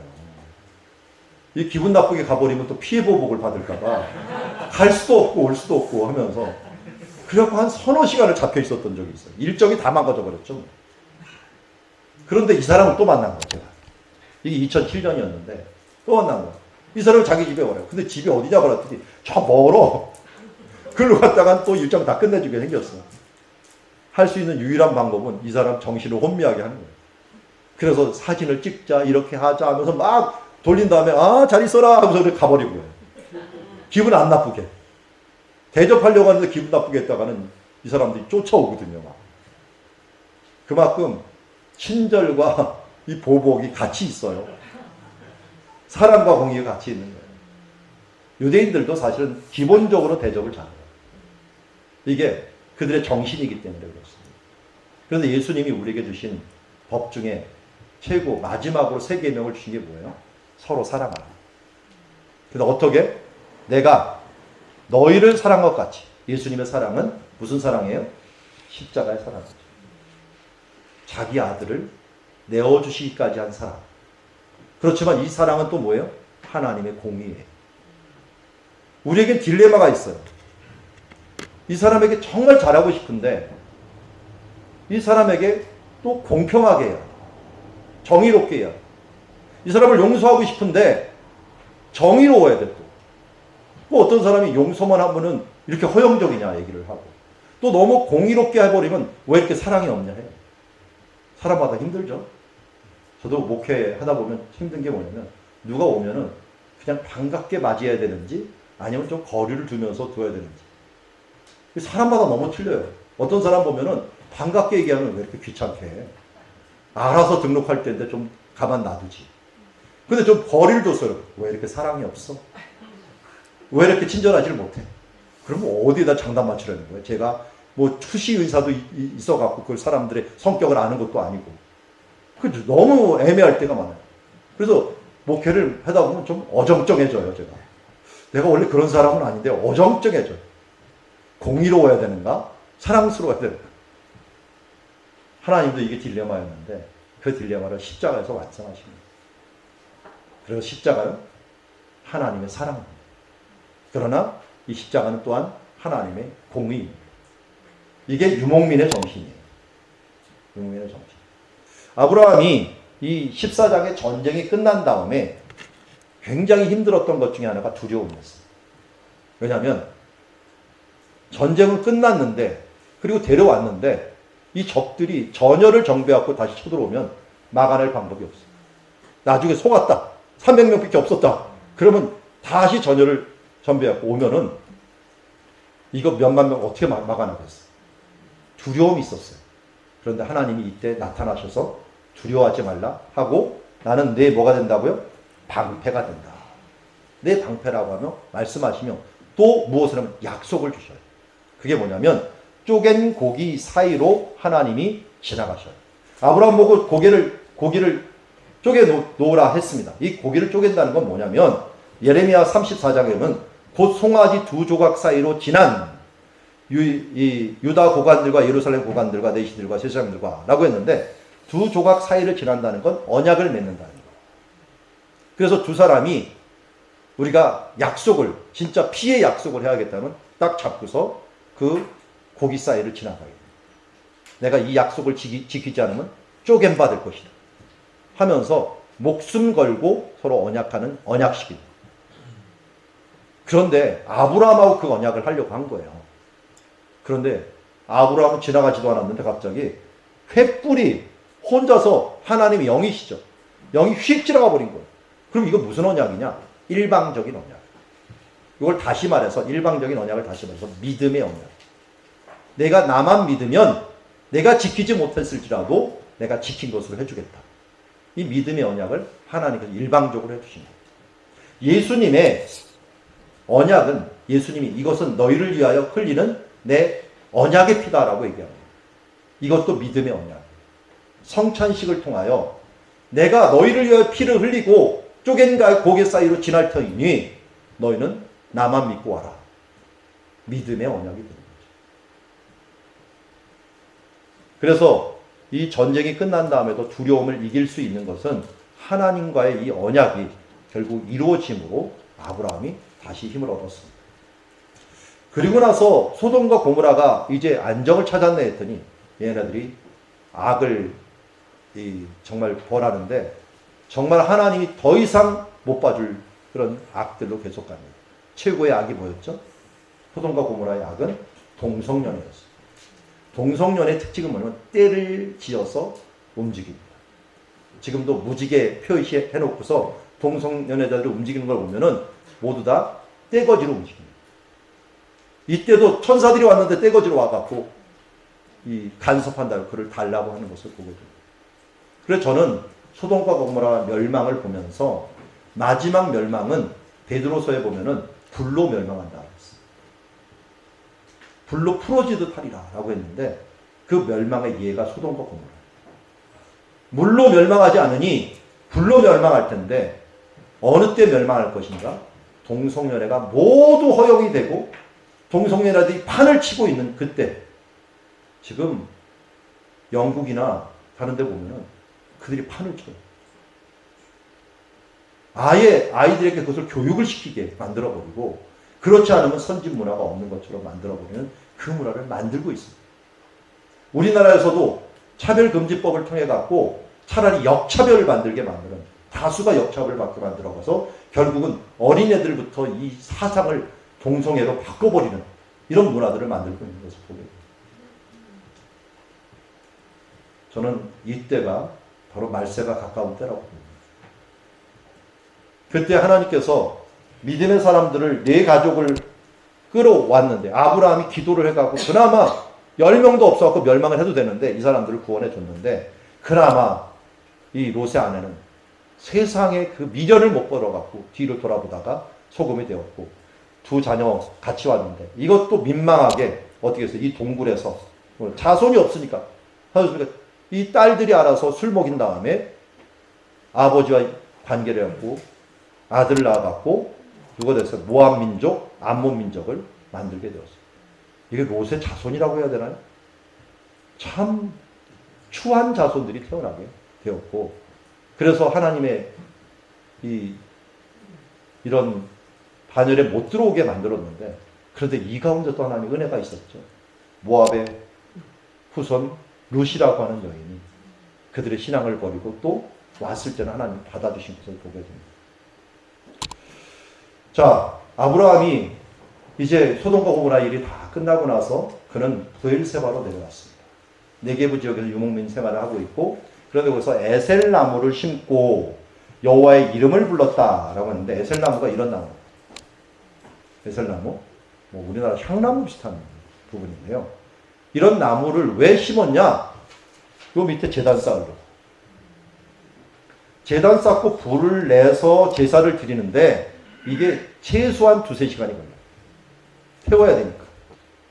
그리고 주변에 앉아서 이 식사를 할 때 이 고기를 여기는 기름하고 그리고 이 피는 쏟고 기름하고 내장에서 콩팥만 드리고 나머지는 여기서 같이 식사를 하면서 교제하는 것들이 예배예요. 그러니까 그늘이 없으면 안 돼요. 그래서 반드시 나무를 같이 해야 돼요. 우리 세계에서는 무슨 나무? 상수리 나무. 여기는 준사막지대예요. 그러다 보니까 에셀나무. 그래서 곳곳에 나무를 심고서. 그러니까 아브라함을 잘 보면 예배하는 인생이었어요.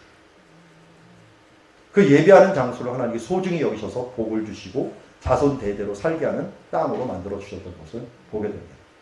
그런데 이렇게 예배했는데도 하나님은 마지막 시험을 하십니다.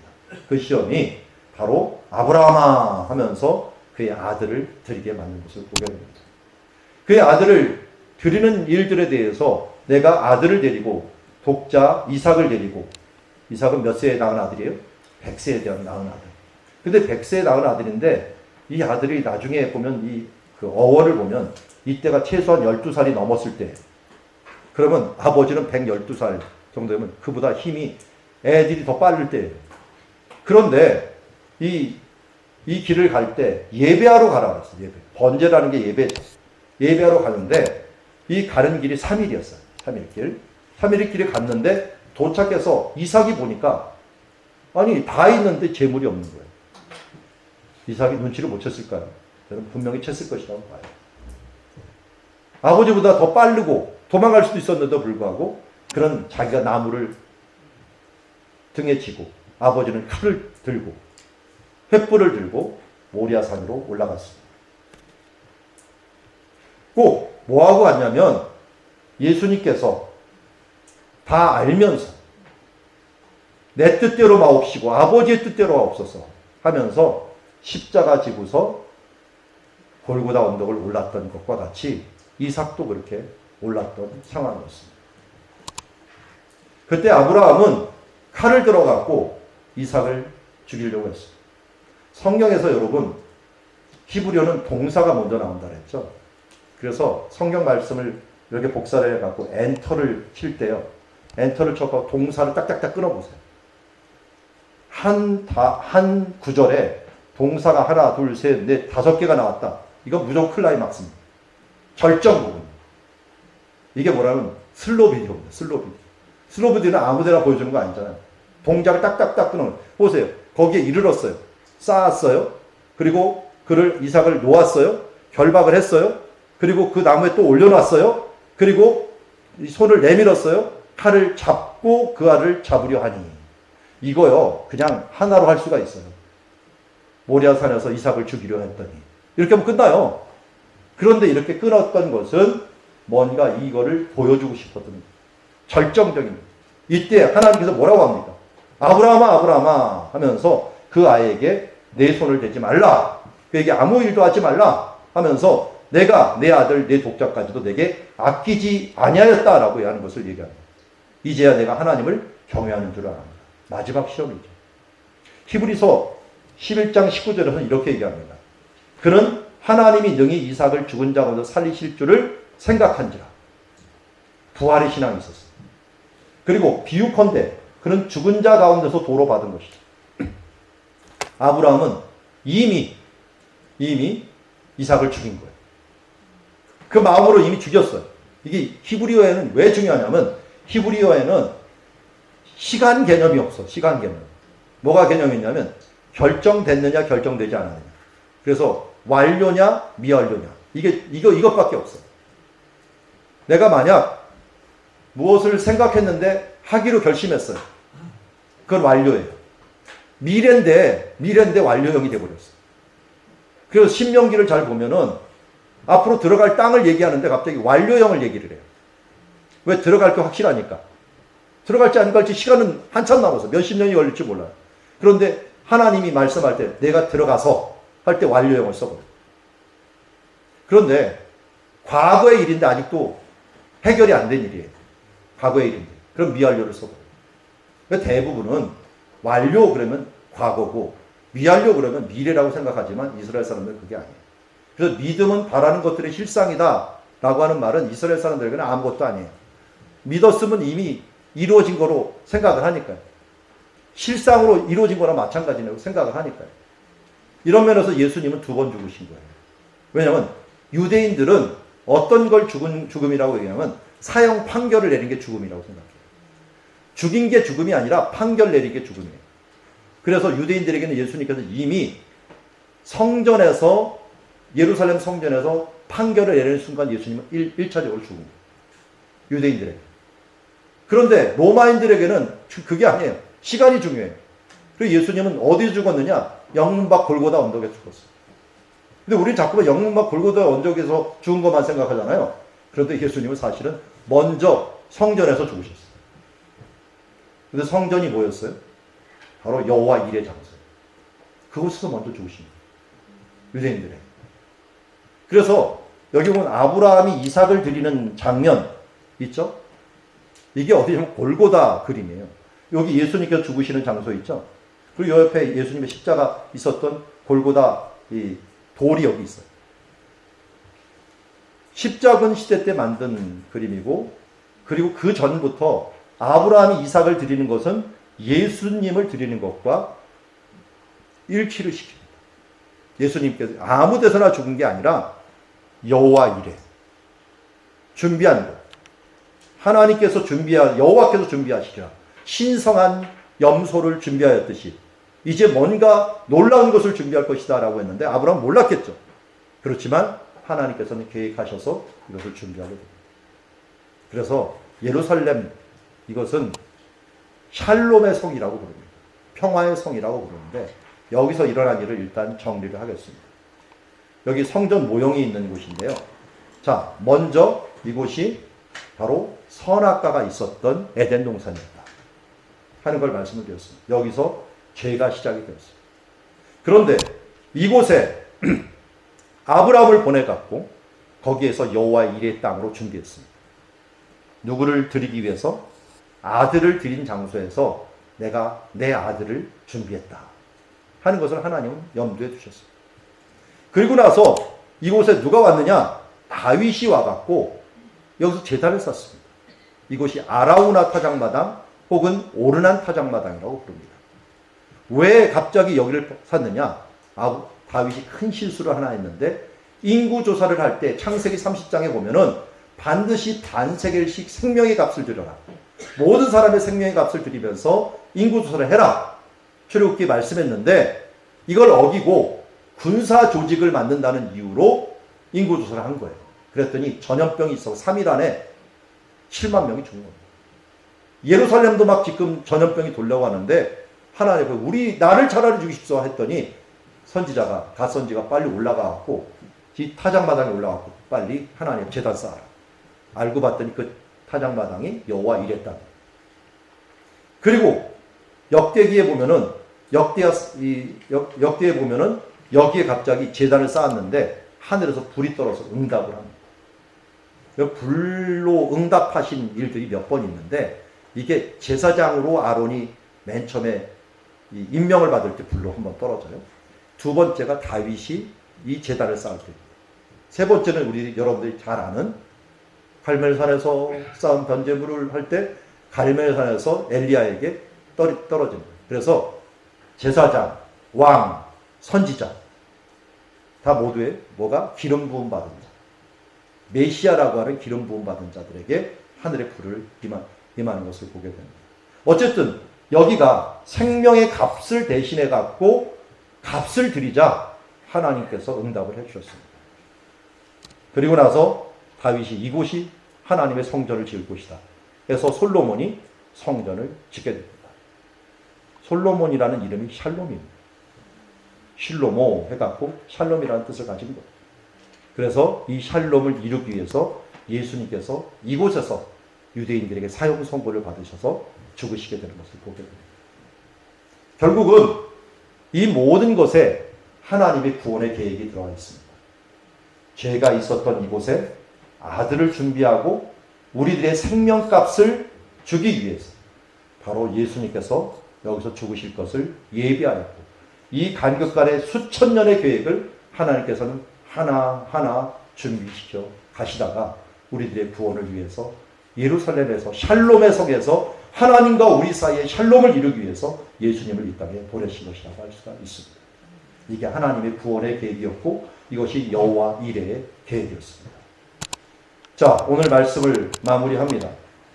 오늘은 크게 아브라함 이전까지는 언약에 대한 부분들을 좀 보았습니다.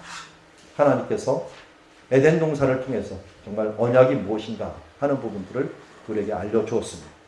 그리고 이제 하나님의 법에 대한 부분들, 참으로 우리가 지혜로워야 될 것은 하나님의 공의와 하나님의 사랑을 우리의 법으로 참으로 간직해야겠다 하는 생각을 가지면서 우리 말씀을 보았습니다. 원래 이삭까지 진행을 하려고 했는데 이삭을 했다가 10시를 넘기고 갖다 놨고 도저히 못할 것 같고, 자, 제가 기도 제목은 이렇게 했는데 이삭은 빼고 하도록 하겠습니다. 자, 먼저 1, 2, 4만 하겠습니다. 하나님이 우리의 주인됨을 인정합니다. 구원의 약속을 이루시는 주님을 찬양합니다. 유목민의 정신인 사랑과 공의를 붙들게 하옵소서. 그리고 우리 가정 믿음의 명문가 이르게 하여 주시옵소서. 우리 위하여 함께 기도하며 나가도록 하겠습니다. 기도하시겠습니다. 하나님 아버지, 오늘도 주님의 말씀 우리 기억합니다. 주님,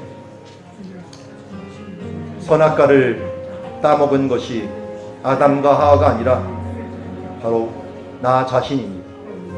하나님을 왕으로 인정하지 못하고 주인으로 인정하지 못하며 내 소견에 옳은 대로 행함으로 말미암아 우리가 여전히 하나님을 배반하고 여전히 우리의 탐욕에 이끌려 육신의 정욕, 안목의 정욕, 이생의 자랑에 이끌려 살아가고 합니다.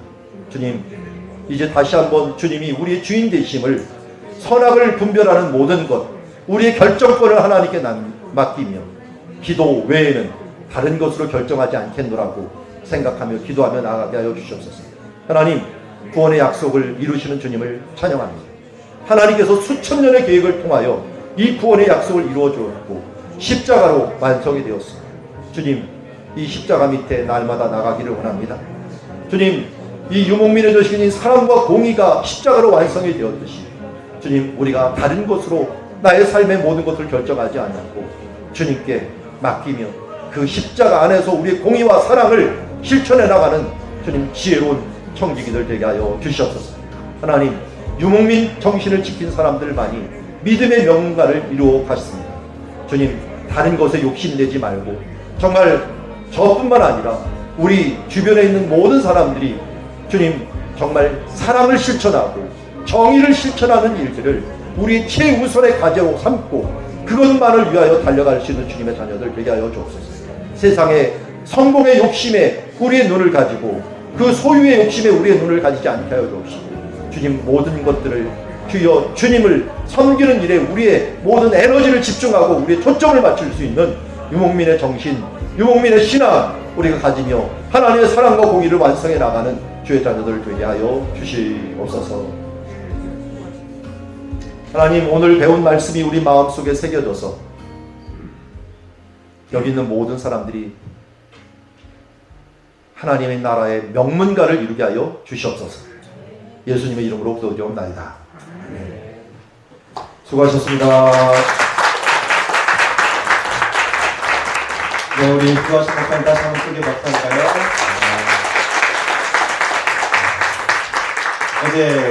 어제 왜 그런 어려운 길을 닦았고 왜 그런가 했죠, 그렇죠? 네, 말씀을 그 뼈대 위에 올리면 말씀이 훨씬 더 분명하게 드러납니다. 우리 옆에 있는 시청자들과 고엘입니다 한번 인사하면서 우리 가도록 하겠습니다. 네, 오늘 고엘을 기억해 주시기 바랍니다. 네, 우리 예수님이 우리 고엘 되신다. 이제 집으로 들어가도록 하겠습니다. 네, 서로 인사하시고 격려하면서 집으로 들어가도록 하겠습니다. 수고하셨습니다.